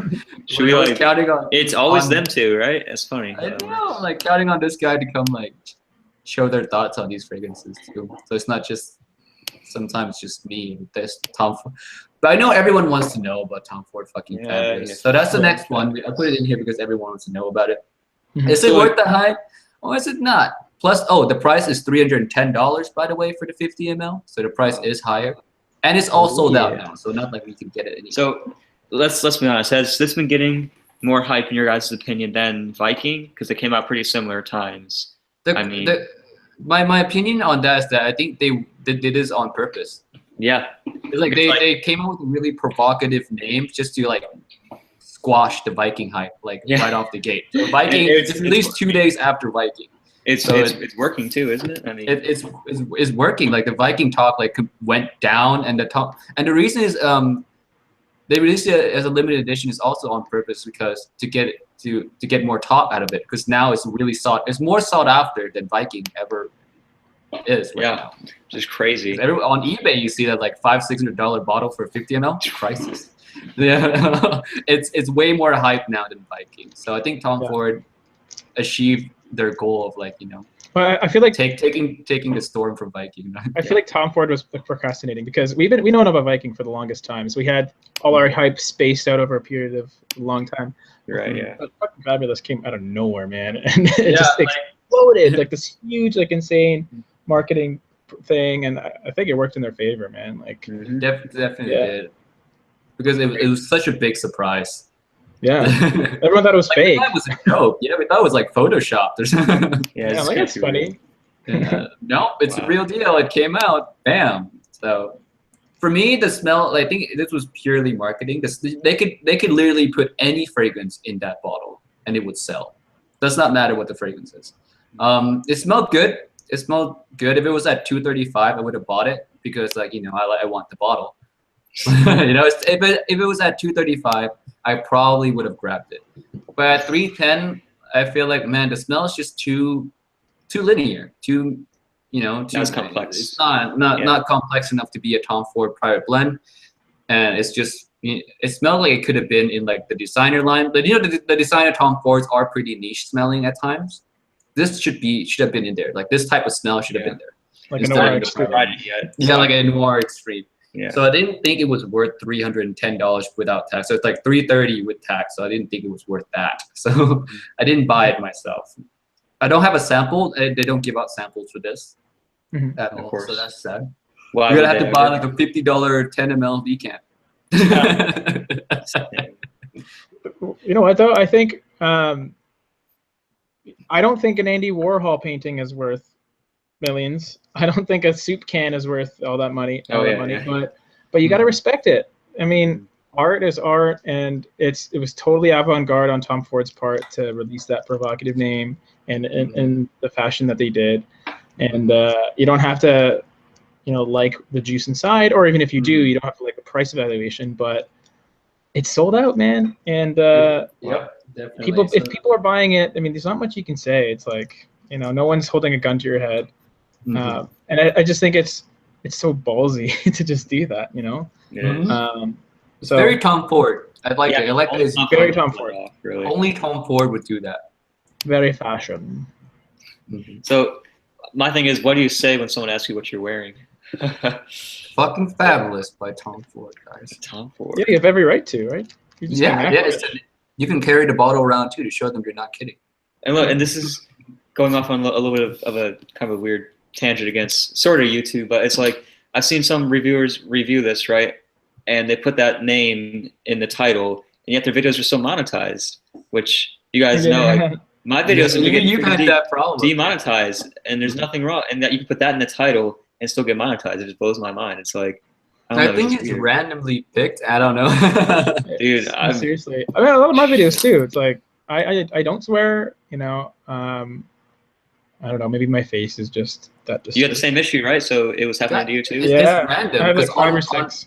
On my Thai channel, I was speaking Thai. I didn't speak one English words, and the title was in Thai, and it got they flagged it. Yeah, they flagged it. I'm like, racist. I didn't. How do you guys know like if I swore anything in that language? That's crazy. It's insane. So yeah, you just have to request manual review. It could take up to a week to do it. Like mine took like a good week plus to actually try that with my most recent one, and it only took like 4 hours because then I checked it again later that night and it was good. And I've done 2 videos since then and none of them have had that yet. So I'm like, maybe someone actually went in and manually fixed it. Hopefully we'll see. I'm gonna keep my fingers crossed, but I don't even know. It's insane. Definitely. Yeah. But I've not smelled this scent, so from what I hear, it's almonds and kind of leather, right? And it's kind of powdery. And the strangest thing I find like that a lot the reviewers who reviewed it are like Cubano, Tiff Benson, and Max Forte, right? Baba Couture as well. Baba Couture. Oh yeah, I haven't watched that one yet, so I can't say anything about it. But to me, when I smelled it blind. I didn't look at the notes, right? It just smells just sweet, like tonka bean sweet. I didn't get the almond. I didn't get like the almond oil and stuff like that. I didn't get the milk, a lot of the milkiness and everything. I just got sweet, like it was just really sweet tonka bean. And it's linear. It's the sweetness just tones down over time. I don't see any development at all. So when I watched those reviews, I actually, like me and my friend who went to smell it that day, we were like, we don't get any of that. I heard it was kind of like L'Homme Ideal Parfum. Yeah, maybe. Yeah, like something like that. But I didn't get the almond, the milky, like I don't get what they were talking about really. Not to saying they have bad noses. I'm not saying that at all. I think like when you read notes before you smell, it changes your opinion. Yeah, it's called confirmation bias, right? Confirmation bias, definitely. You're looking for, what you want. Looking for those. Yep. So definitely, like I try not to read the notes prior to smelling the fragrance. Like if I can help it, and I know it doesn't always happen like that. But like if I can help it, I try not to. But yeah, like I don't get the almond stuff. I'm surprised that they did too.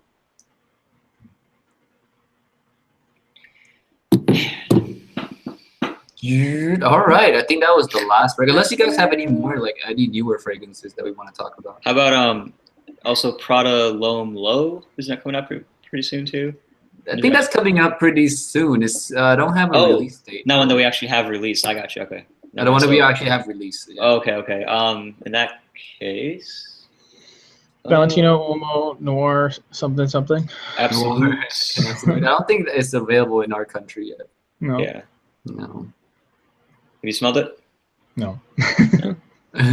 Looks pretty interesting. I mean, they got some pretty big shoes to fill after VUI. I mean, that was a pretty big hit. So VUI is awesome, man. Actually, to be honest, I kind of like that better than Dior Homme Intense. Yay! The problem is, I mean, look, I already have a full bottle. I'm not gonna, because they're both so similar that I couldn't, I wouldn't ever wear this one if I got that. And I just don't want to have it sitting around, So I'll still keep this, but to be honest, I think it's more wearable, definitely. And this is like nothing compared to what I'm wearing right now. Oh, it smells so good. Yeah, I didn't get it just because I already had all the other Dior Homme flankers, and I just wanted to complete the collection. I had Valentino Uomo Noir edition, which is the black bottle, but it's a matte finish, and it's just the original Uomo. So, but I got rid of that, and then I was like, yeah, VUI is pretty dope, but it's still a bit redundant for me if I already have Dior Homme Intense, and I only have a limited amount of space to store my frags. Yeah. Well, I would take them. I bought this. It's yeah. I got my wine cooler. So you got one of those. See, I was really considering buying one of those because you keep it temperature controlled and all that stuff, but I ended up not going with one. But it's mostly for just the swag, to be honest. The swag. I keep them in like a wine cooler. Yeah, it's like the blue light. The drawers you can pull out. I do customize it a little bit, so because there's 2 zones with different temperatures, so I keep my fresher fragrances in the colder area, so that because the top notes are more volatile, right? The citrus, the lighter notes, they're the first to go, so hopefully that'll preserve them a little bit more. But you also don't want to go too cold, right? Because I'm a smart guy. But the problem is if you store it too cold, then if you keep opening and taking the fragrance out, you're getting huge fluctuations in temperature, right? So it's pretty much like, that's why fridges are terrible for fragrances, because of that fact. But yeah, it looks pretty cool, and they're easy access, so I don't have to go on my shelf or like go in the boxes. Like they're all just there, and I have a few vintages that I want to preserve as much as I can too. Of course, so. Yeah. Now I know where all the vintages are. Yo, I'm gonna lock that stuff up. So wait, what happens when like you get a storm and the power goes out? You're like, ooh, that's not good. And then just room temperature, and it's dark. Grab the fans. Put them. Get some ice and just dump it in.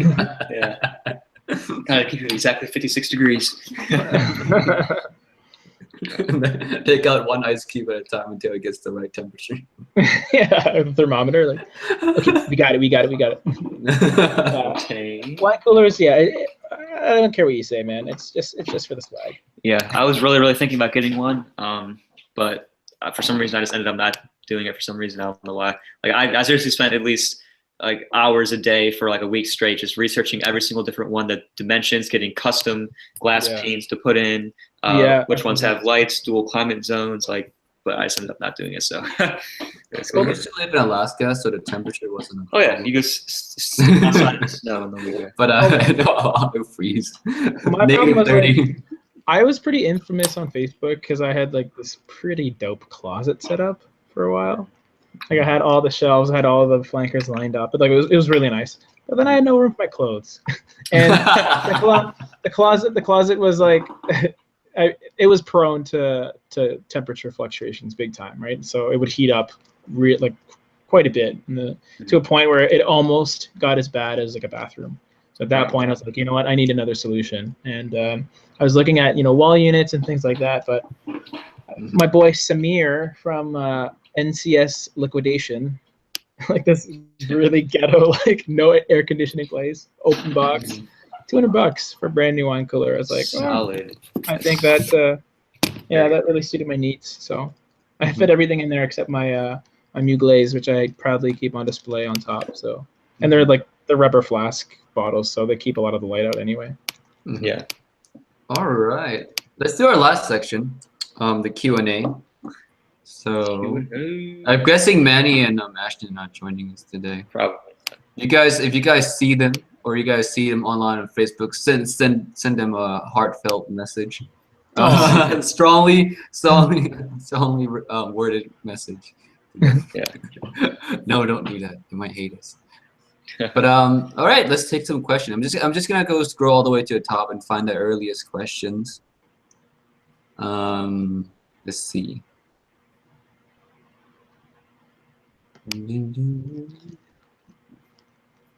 What do you all think of Alexandria fragrances? I don't have experience with them personally, but I know someone who. Wait. Well, it's duo technically, right? Kind of. I mean, I think they're related, but I remember Henny, the creator, he made a post saying like I don't want there to be any like bad blood. You know, we had our differences, but you know, we kind of do the same thing and we respect each other. But so they're similar, but different. I think, as far as I know. Okay. But I mean, their business practice is very similar. Like they try to replicate fragrances as best they can with a few unique offerings too. All right. I have some experience with them. So I was in the market for some Fève Delicieux. And I got approached and said, hey, I got a really good copy of it. I'm like, okay, let's give it a go, you know. Sure enough, he sent me a bunch of samples, except for the Fève Delicieux one. Like everything but the one that I wanted. And I was like, oh, man. So honestly speaking, I was a bit salty going into the testing of the samples he sent me. So I was like, yeah, they're close, but not as good as the real thing. Like I think I was biased because the one that I really wanted to smell, I didn't get sent. Yeah. So I kind of wrote him off. But I hear a lot of great things about Alexandria fragrances. The price evaluation is better than Dua. So, you know, and Henny's a really good guy too. You know, he sent me the samples for free, and he didn't have to. He just was like, you know what, just try them out, see what you think. So, but I did, and I wasn't, you know, too blown away because he didn't send me FDSL. You didn't want to beat Dua. Simple, make sample size. Yeah. Yeah, that's it. Because you can't try duos; you have to blind buy duos. Yeah, that's the only thing. If they made samples, if they make sample size, I think it'll be really nice. Yeah. Yeah, Naringa, Nails of Naringa. She's like the spokesperson for Alexandria fragrances on Facebook. Those fingernails clutching those Alexandria fragrance bottles. Oh yeah, I saw a lot of those posts. I'm like, man, what is this? Yeah. She's cool, and yeah, she's a huge fan of the house. So clearly, there's there's fans too. So. All right. Next question. If you guys find any, you guys just blur it out too. Yeah, I saw a while ago one designer, one niche for best mature / gentlemanly fragrance. Mature / gentlemanly. One niche, one designer, right? Yeah.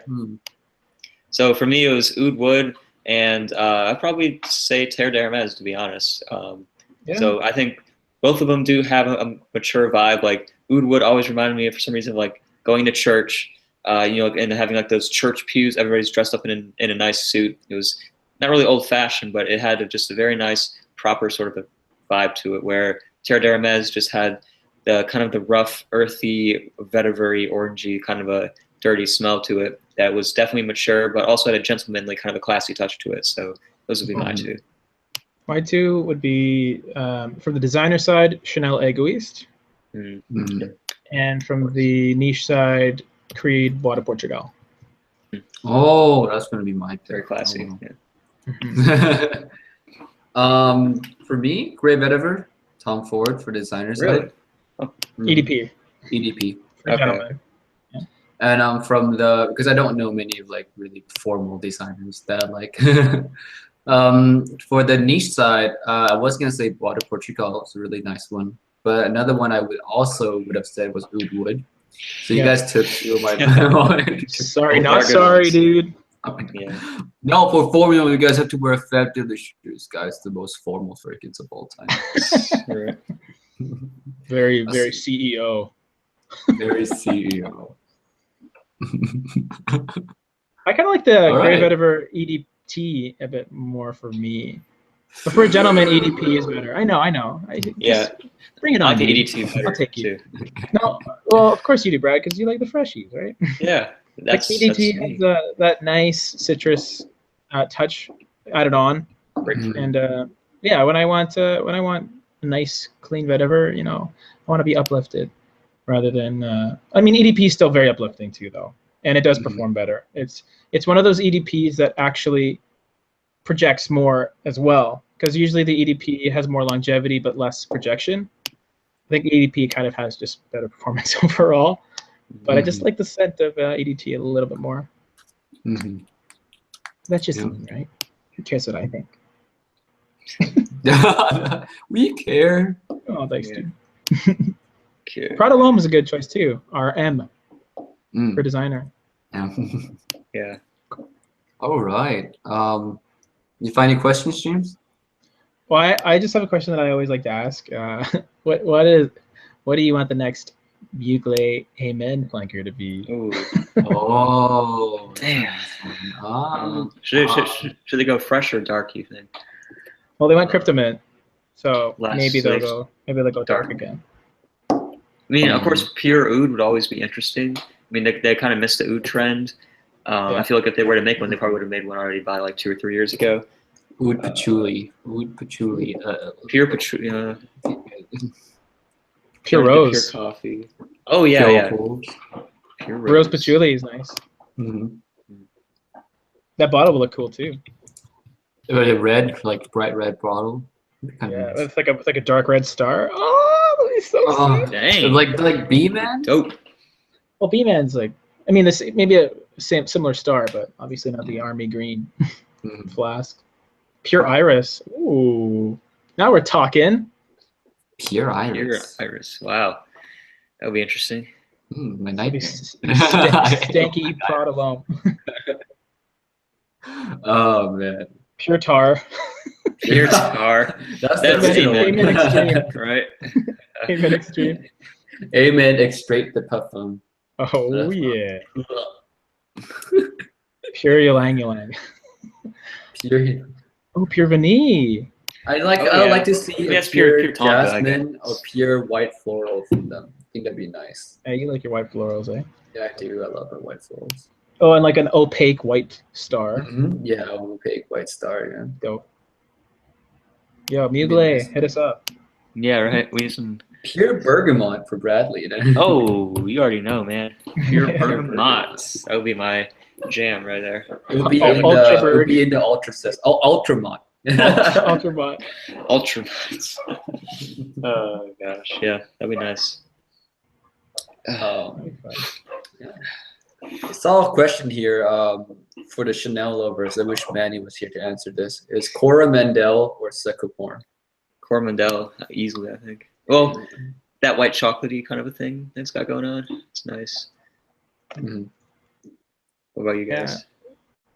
Coromandel for scent, but Sycamore for something that I would wear. Yeah.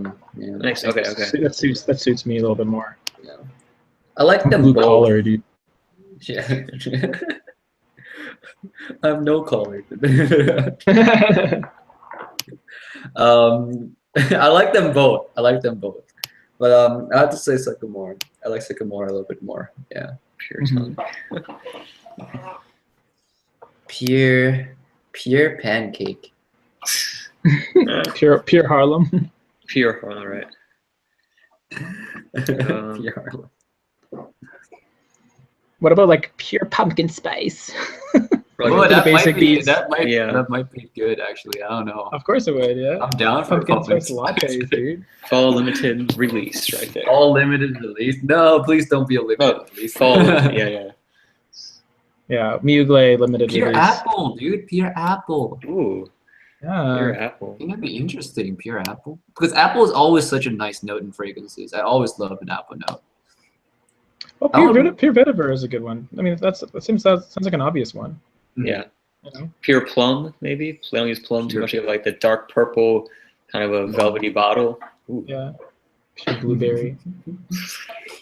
Pure anything. Pure everything. Yeah, man. Pure all the things. Pure Lex Ellis.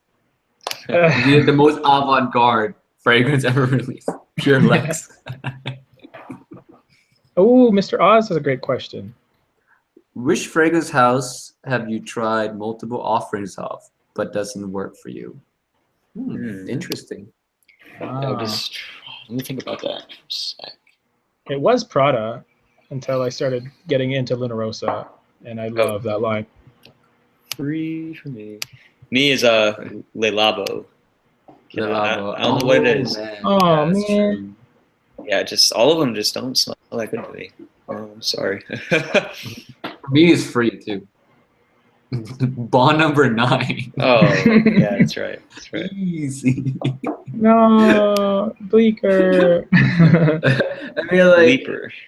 if that's the only fragrance that works for me out of like 200 offerings that they have, Yeah. that's saying something about the house.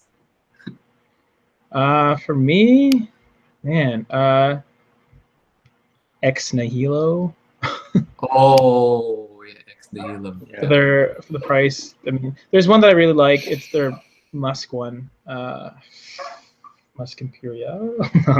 But anyway, it's really nice, but it's kind of meh. Like a lot of their offerings, there's just not enough going on that justifies the price point, and their availability is not good at all. Low. So it's a bit of a bust, I think.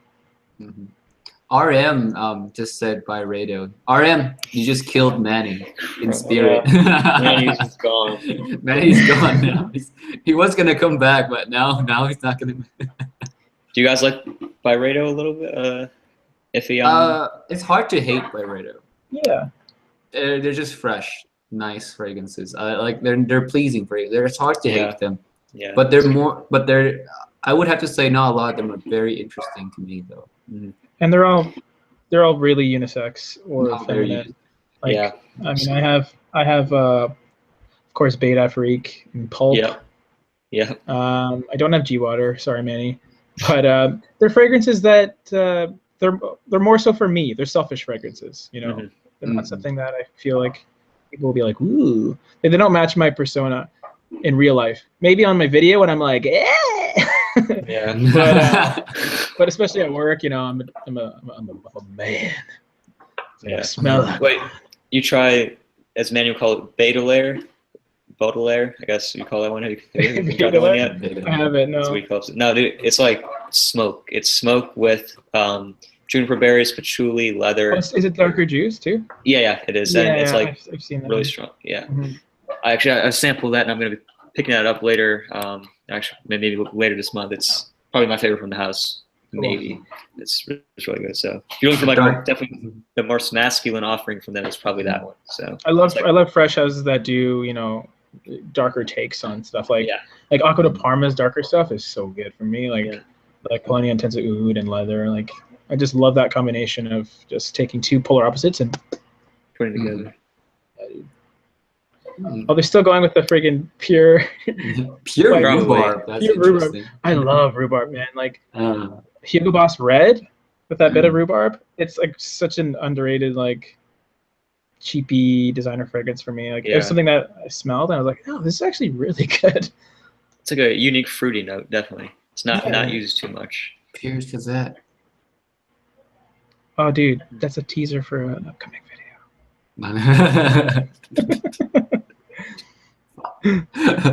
Just you wait. For our next punishment game, we have to spray ourselves with Pierce Gazette if we lose. Oh my god! Instant knockout. One spray, die. KO. Any recommendations under the radar gourmand scents? I was about to ask that one too. Any underrated gourmand scents? Oh, just Timmy. subscribe to your Matching Scent and you have all the gourmand needs. Like you have everything. Oh, this house, guys. This house, if you want gourmand scent, like realistic gourmand scent at under $100, Soltis. Yeah. Like I've been trying to like rep this house forever. But Solstice Scents, they have really like they don't only do gourmands, they do realistic smelling fragrances. Like there's one of them, one of the fragrance is actually inspired by the season fall. Smells just like fall. Like Which one is just like it's called Foxcroft. I think I sent it to you. Yeah. I may have sent it to you. Hold up. It's called Foxcroft. But it smells like decaying leaves, damp earth. It's just like fall, like realistically fall. It's pretty incredible. Black Forest over the creek or over creek something. Or over creek. Yeah, like there's a lot of they have a bunch of offerings and they go by season. Like they release something new every season. It was this one. It was called Over Creek Ale. How do you say Owl that? Creek. Owl Creek Alework. That's like a spice, pumpkin spice kind of fragrance. It's like maple syrup right out of the. Yeah, maybe. Yeah, something like that. It's a really realistic house. Yeah, gourmand. Straight up like dessert. Like I smelled the one called chiffon, and it smells just like a cake, like a lemon cake. It smells so good.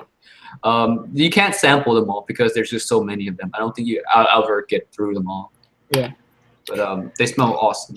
One called Birthday Cake actually smells exactly like what you would imagine like a 3-year-old's birthday cake would smell like. Those big rectangular ones. The rectangular ones. You know, if you like gourmands, check out that house. It's probably one of the best gourmand, one of the more unique gourmand experience I've come across in my lifetime. I think my current favorite gourmand that's not talked about a whole lot is El Born by Carner Barcelona. El Born. Yeah. It's nice, man. It's really nice. I went through a phase, you know, when I was trying to collect as many gourmands as I could, and yeah, you know, I pick up Naxos, which isn't really a gourmand, but it has a lot of gourmand qualities to it. And someone put me on El Born, and it is quite nice. I'm still not out of that phase of collecting gourmands, but yeah, yeah, no, you're not. Well, never gonna be. I see what they said. Cocoa cookie, right? Or type scent. To me, it's something that smells exactly. This is just me. It's like a vanilla sugar cookie, 1996 in as in Vindu. If you guys have tried this one, I don't know what it is, but seriously, to me, it smells like in the air, like a vanilla sugar cookie. Just like a deep, very kind of resinous, ambery vanilla scent. Very, very good. I think nobody really talks about that one from the house that much. And it's just a comforting vanilla sugar cookie is what I get from it. I don't know if that's just me, but it's really good. Cookie fragrance. Yeah. What else? My sinuses are killing me. What's you feeling on Versace Eros? Now Versace Eros got a lot of talk because it was named #1 fall list on Jeremy Fragrance Video, so it became the new fall hype for now. So, what do you guys think of Eros? It's the fourth coming of Eros. You know, it's like it's a fragrance that's been rehyped and rehyped. Before it was #1 fall fragrance, it was the #1 clubbing fragrance. You know, which has now been dethroned by, I guess, Ultramol, maybe Armani Code Profumo for some people. But I think it's nice. I even put it on one of my blue collar work scents list, or it was an honorable mention, just because I work, you know, outdoors or in big open spaces, and I want something that performs and has kind of that mintiness as well, which is a bit refreshing. Similar to like a Lamal would do. I get a lot of compliments with it. I mean, it does what it does. Just don't overspray with it, you know, because it's strong for a designer, especially. Yeah, I mean, I never had anything wrong with Eros. It had great performance, smells very youthful. Got the kind of the apple, the minty, the vanilla, all that combination. But it is pretty popular, and it's just not that wearable to me, to be honest. Like, it just smells like a high schooler type of a fragrance. Like, I'm kind of past that stage. I'm just looking for something a bit more grown up, you know, in college and stuff like that. And it's just not for me anymore. But I think it just has a really good hold on the high schoolers, to be honest, because it's, you know, the next 1 million basically of this kind of generation, and maybe even over the past like 3 or 4 years, because it did come out a little while ago. It's true. I don't really reach for it very, very often. Yeah. But you'll see in videos like, I love that green Versace one, or like even in real life, like I'm smelling this dude. One of my customers who's paying me a lot of money, And I was like, oh. It's like, oh man, I'm trying to figure out what fragrance you're wearing, man. And he's like, oh, it's the it's the Versace one, it's green. I'm like, oh, okay, that's why. Yeah. So I even caught myself enjoying it off of someone else. So, but I Busted. guess, yeah. sorry, Fragcom. Mm-hmm. It smells It's pretty an good. enjoyable scent. It's like it wouldn't get the hype if it wasn't an enjoyable scent. It doesn't scream fall at all to me though. No. Specifically. See, and that's the thing too. I was very, very surprised when that made his #1 for the fall list. I'm like, really? Like, I mean, I don't know. I'm not gonna go into it too much, but yeah, it's not for fall at all. Moving on to a question that I want to answer. What fragrances from Diptyque are worth checking out? J-ROYL. I've only tried Philascos, the fig one. That fig one. I'm not. Yeah, that's pretty much all I tried. Yeah. So. Yeah, Philosophicos Yeah. is amazing. Tamdao is great as well. J-ROYL. But my boy is Oud Palau all day.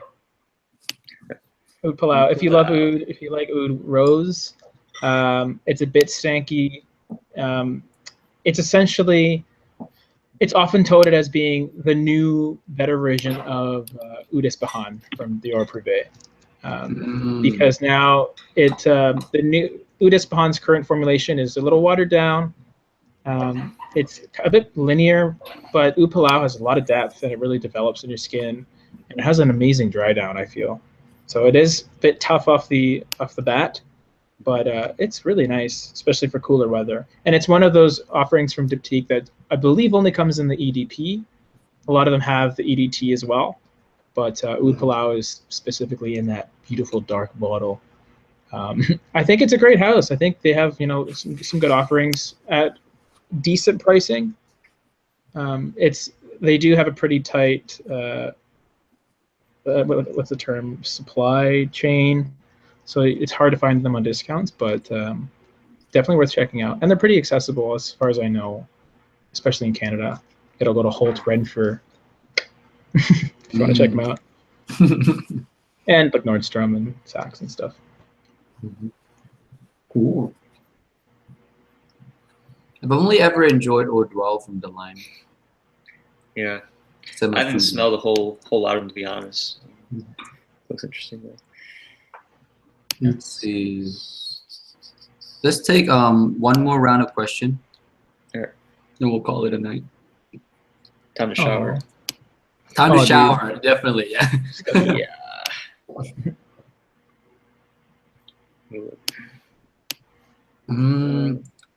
Let's see. Some Serge questions.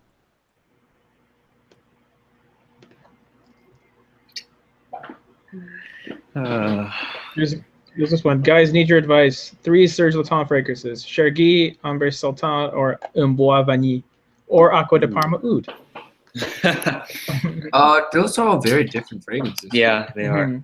All cooler weather, but I mean, Chergui is probably one of the obvious ways to go, just because it's the most popular. Got the tobacco, kind of a hay, honey scent to it. It's nice. I don't think I've tried Un Bois Vanille, and Bois Vanille is like a nice vanilla. Yeah, but I wouldn't say it's a special smelling vanilla though. So I pass on that one. Yeah. Then I think can't remember if I tried Amber Sultan or not, but it's like a nice amber if I remember correctly. But honestly, Chergui it is the most popular. It's kind of like the cop-out answer, but it got there for a reason, I guess. Yeah, that's true. That's the thing about cliches. It's like, I mean, people keep bringing Chergui up for a reason, But I also do see it, being flipped quite a bit too, because people get bored of it. And there's so many in that genre of like those tobacco-like fragrances, but the hay note kind of makes it a little more unique. So, I will say I'm a massive fan of Acqua di Parma Oud. Which isn't saying much because I'm a weirdo who loves agarwood. But I have the Colonia Intensa version of that fragrance, and it performs like a mother. Like, I kid you not, I wore it a couple days ago, and I had a foot of projection, 8 hours after application. Wow. Oh, 8 damn. hours. Like I had my arm out to here, and I was like, oh yeah, there it is. Like loud and proud, man. And it's again one of those wearable ouds, similar to an M7, similar to an oud wood. And it's just Acqua di Parma. They're just genius. Like they're so good at fresh fragrances, but they release these darker fragrances that blur that line of fresh and not.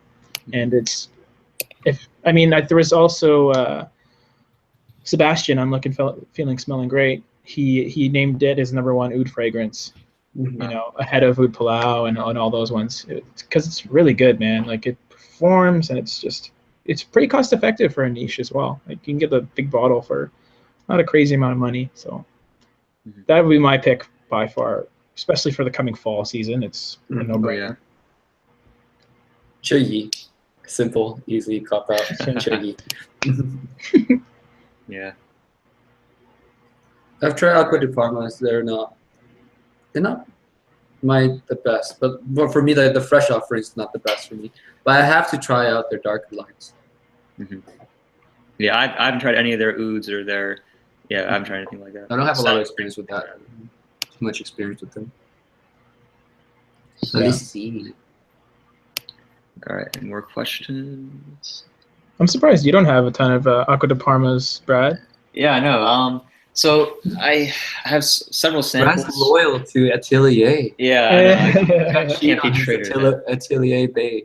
Like probably my favorite would be Mandarlo di Sicilia. It's like orange cream soda kind of a scent. It's really, really good. Yeah. Did you and see they have my a new review, one, like, huh? Cream soda. That's exactly how I described it too. Yeah. Legit. And like cream soda is pretty much my favorite soda ever. Yeah. It's kind of hard to find, and not everywhere has. Like if they sold those at fast food, drive-through, I would be getting that every time. Love cream soda. All right. Next question. Narciso Rodriguez for him. I have not tried that, but I always hear cement, wet cement. Do you guys get that from that? Like, it seems interesting. A little bit. I get more musk than anything else. Okay. It's a nice fragrance. I wouldn't say it's like wow, but I would say it's nice. Yeah. Is it unique then, or? I would say it's kind of unique. It's more unique than most designers, I guess. Okay. Can see that. I think from Narciso Rodriguez, I think I like Bleu Noir the best out of all of them. All of them. Again, musk, but there's cardamom too, and it's that's the one that I actually got a reaction of when I was smelling it. I was like, oh, that one's nice. The other ones were a bit boring for me. What's the next question we have? What MFK fragrances should I check out? Oud Satin Mood. Oud Satin Mood for sure, yeah. Oud Satin Mood. Wait, is it any MFK? Oh, Maison Francis Kirkjohn fragrance. The House of Maison, yeah. I mean, I always check out Baccarat Rouge. I mean, it may not be for you, but I think that's just a must-try from the house in general. So you know what it is. Yeah. Yeah, they're kind of hit and miss with me. I mean, I feel a lot of their fragrances just go in a similar direction. They all have that MFK DNA in there, which is kind of like somewhere between powdery and smooth. That makes, I don't know. Ambery, benzoin, like kind of. Yeah. The ambery. Yeah. Definitely unisex, all of them. There's not really like any, except for a couple that are super masculine per se. That's the thing is, I don't know, and this may be a controversial thing to say, but the reason you kind of get into niche perfumery is to try something new, right? Try something different, unique. But I feel there's a lot of houses that just replicate each other with their profiles. Like there's so many of these, again, these ambery, benzoin fragrances out there, or these sweet tobacco fragrances. So you almost get to a point of like a lot of niche fragrances become heightened designer fragrances. So they're like, there's just so many that sort of fit that same mold. And I'm not speaking about very many houses. Like there's a lot of houses that are very artistic, and I'm sure Timmy he knows about them, because Timmy, I feel like you really like just unique fragrances that may not be very on the well hunt for those. Yeah. But yeah, and I feel like Francis Kirkjohn, Maison Francis Kirkjohn, like Bradley said, there's a lot of repetition that all fulfill the same vibe. They're for the same kind of occasion. Yep. And in my collection, I strive to find something that's like, I find like 1 or 2 fragrances for very specific uses, not like 30 that I would only wear to bed or something. You know what I mean? Like diversity. Like Grand Soir is another one. It's really, really nice, but I can't really think of where I would wear it over like a nice like a nude satin mood, which I prefer. So yeah, I don't know. MFK. Ooh, pure. MFK is nice though. The pure memes are still going on. Pure incense. That would be Pure the best one to try. incense. You'd be stepping into M-Watch may not like that if you're trying to step up to their game like You that. do a pure Cascade. It'd be really clean smelling.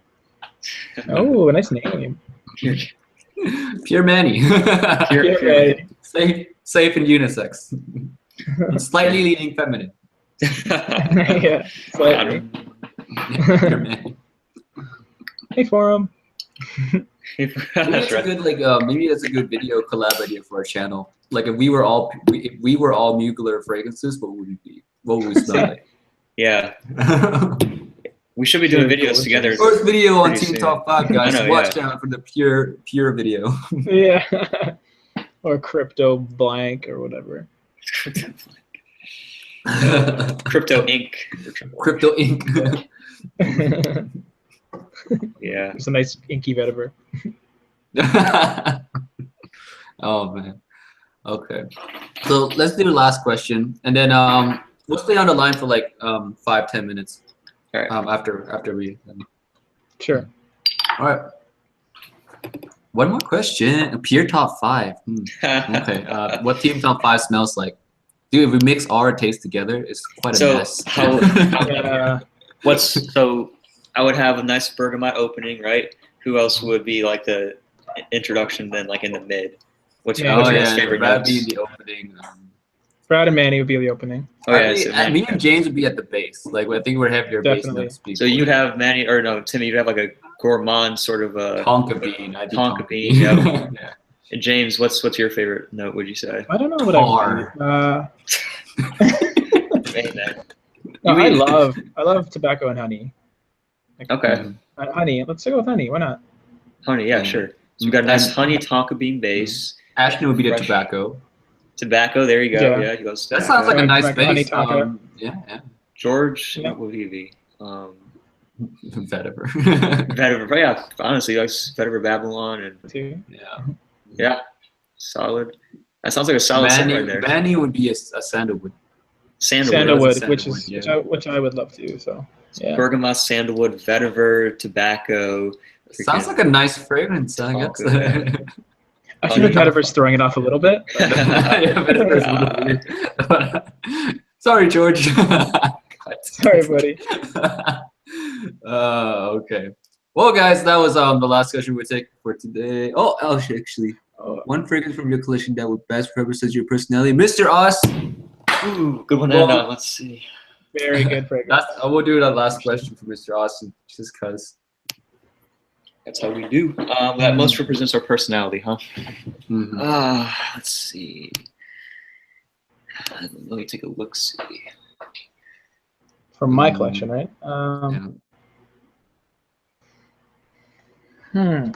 Quite tough. That is. It's like some of my favorites. I don't feel like necessarily represent my personality that much. I mean, is it a cop out to say Lo Miguel? Ah. Definitely the ideal man. No. I am. Mine's the one because I'm the one. I'm the one. Yeah. I'm the one. That's the song I should have picked for my video. The one, damn it. Victor Ross. I think "Boy" by Chanel. Boy Chanel? Oh, why's like, that? Well, I feel like I'm a nice mix of kind of a boy. I'm light, but sometimes sophisticated when I need to be. I don't take myself very seriously, but I can hold my own, and there's some exclusivity to me. which means I don't know. I don't know what it means, but Yeah. So for me, like I would have said, to be honest, Chrome, but I was thinking about it a little bit more. And when I was younger, especially, I was very, very hyperactive. I'm not sure if I still have it. I had like ADHD, I guess is what you call it, which, you know, the hyperactive attention disorder or whatever. And I would just like be very just bouncing off the wall. It's crazy. But over the past, at least since I've gotten into college, I think I've calmed down much more from what I used to be. And just because I've been just reviewed this one, I've been wearing it a lot recently. It's Gucci Pour Homme 2. It's a calming fragrance for me, calming down. It's got a nice mix of everything, versatile, yet still interesting, and yeah, and it has like the fresh elements, which I like, but it has some spices as well. Yeah, I just feel happy whenever I wear this. I don't know, it's nice. So that's mine. For me, I'm a very loud person. Like if you see me in person, I'm very loud. I like to just have fun, and I don't know. I'm a very positive outlook person as well. Yeah. So mine is this one. It's Aqua Armani Code Profumo. It's They have very aqua sweet. flavor? It's very loud. It's a very fun fragrance, but it's also very. It's a tad bit juvenile, like college age kind of kid to wear this. And I'm still pretty much like I'm college age, and I act college age. You know, I don't act like I'm older than that. There's some college age people who are like more mature than I am. Definitely, I'm not that mature. So this one just speaks to me really a lot. I think that's why I still have it. I don't wear it that often because I do find it too sweet at times. But if we're matching personality, definitely this one. I'm changing my answer to Original Santal. Original Santal. Okay, yeah, that'd be solid. Yeah, I think that reflects me. Pure rock. All right. Well, guys, thank you so much for tuning into Team Top 5 live stream. We'll have a next live stream next week. Every week, 7 p.m. Eastern, and it's always going to be on this channel now. So please subscribe. Tell your friends to subscribe. Tell your mom to subscribe. Your dad, your dog. Build him a your YouTube. Creepy uncle. Your creepy uncle. We want everyone. Yeah. So yeah, guys, thank you so much for watching, and thank you so much for the support. And we're signing off. Peace out, guys. See you guys next week. Take it easy. Hey. Yeah, and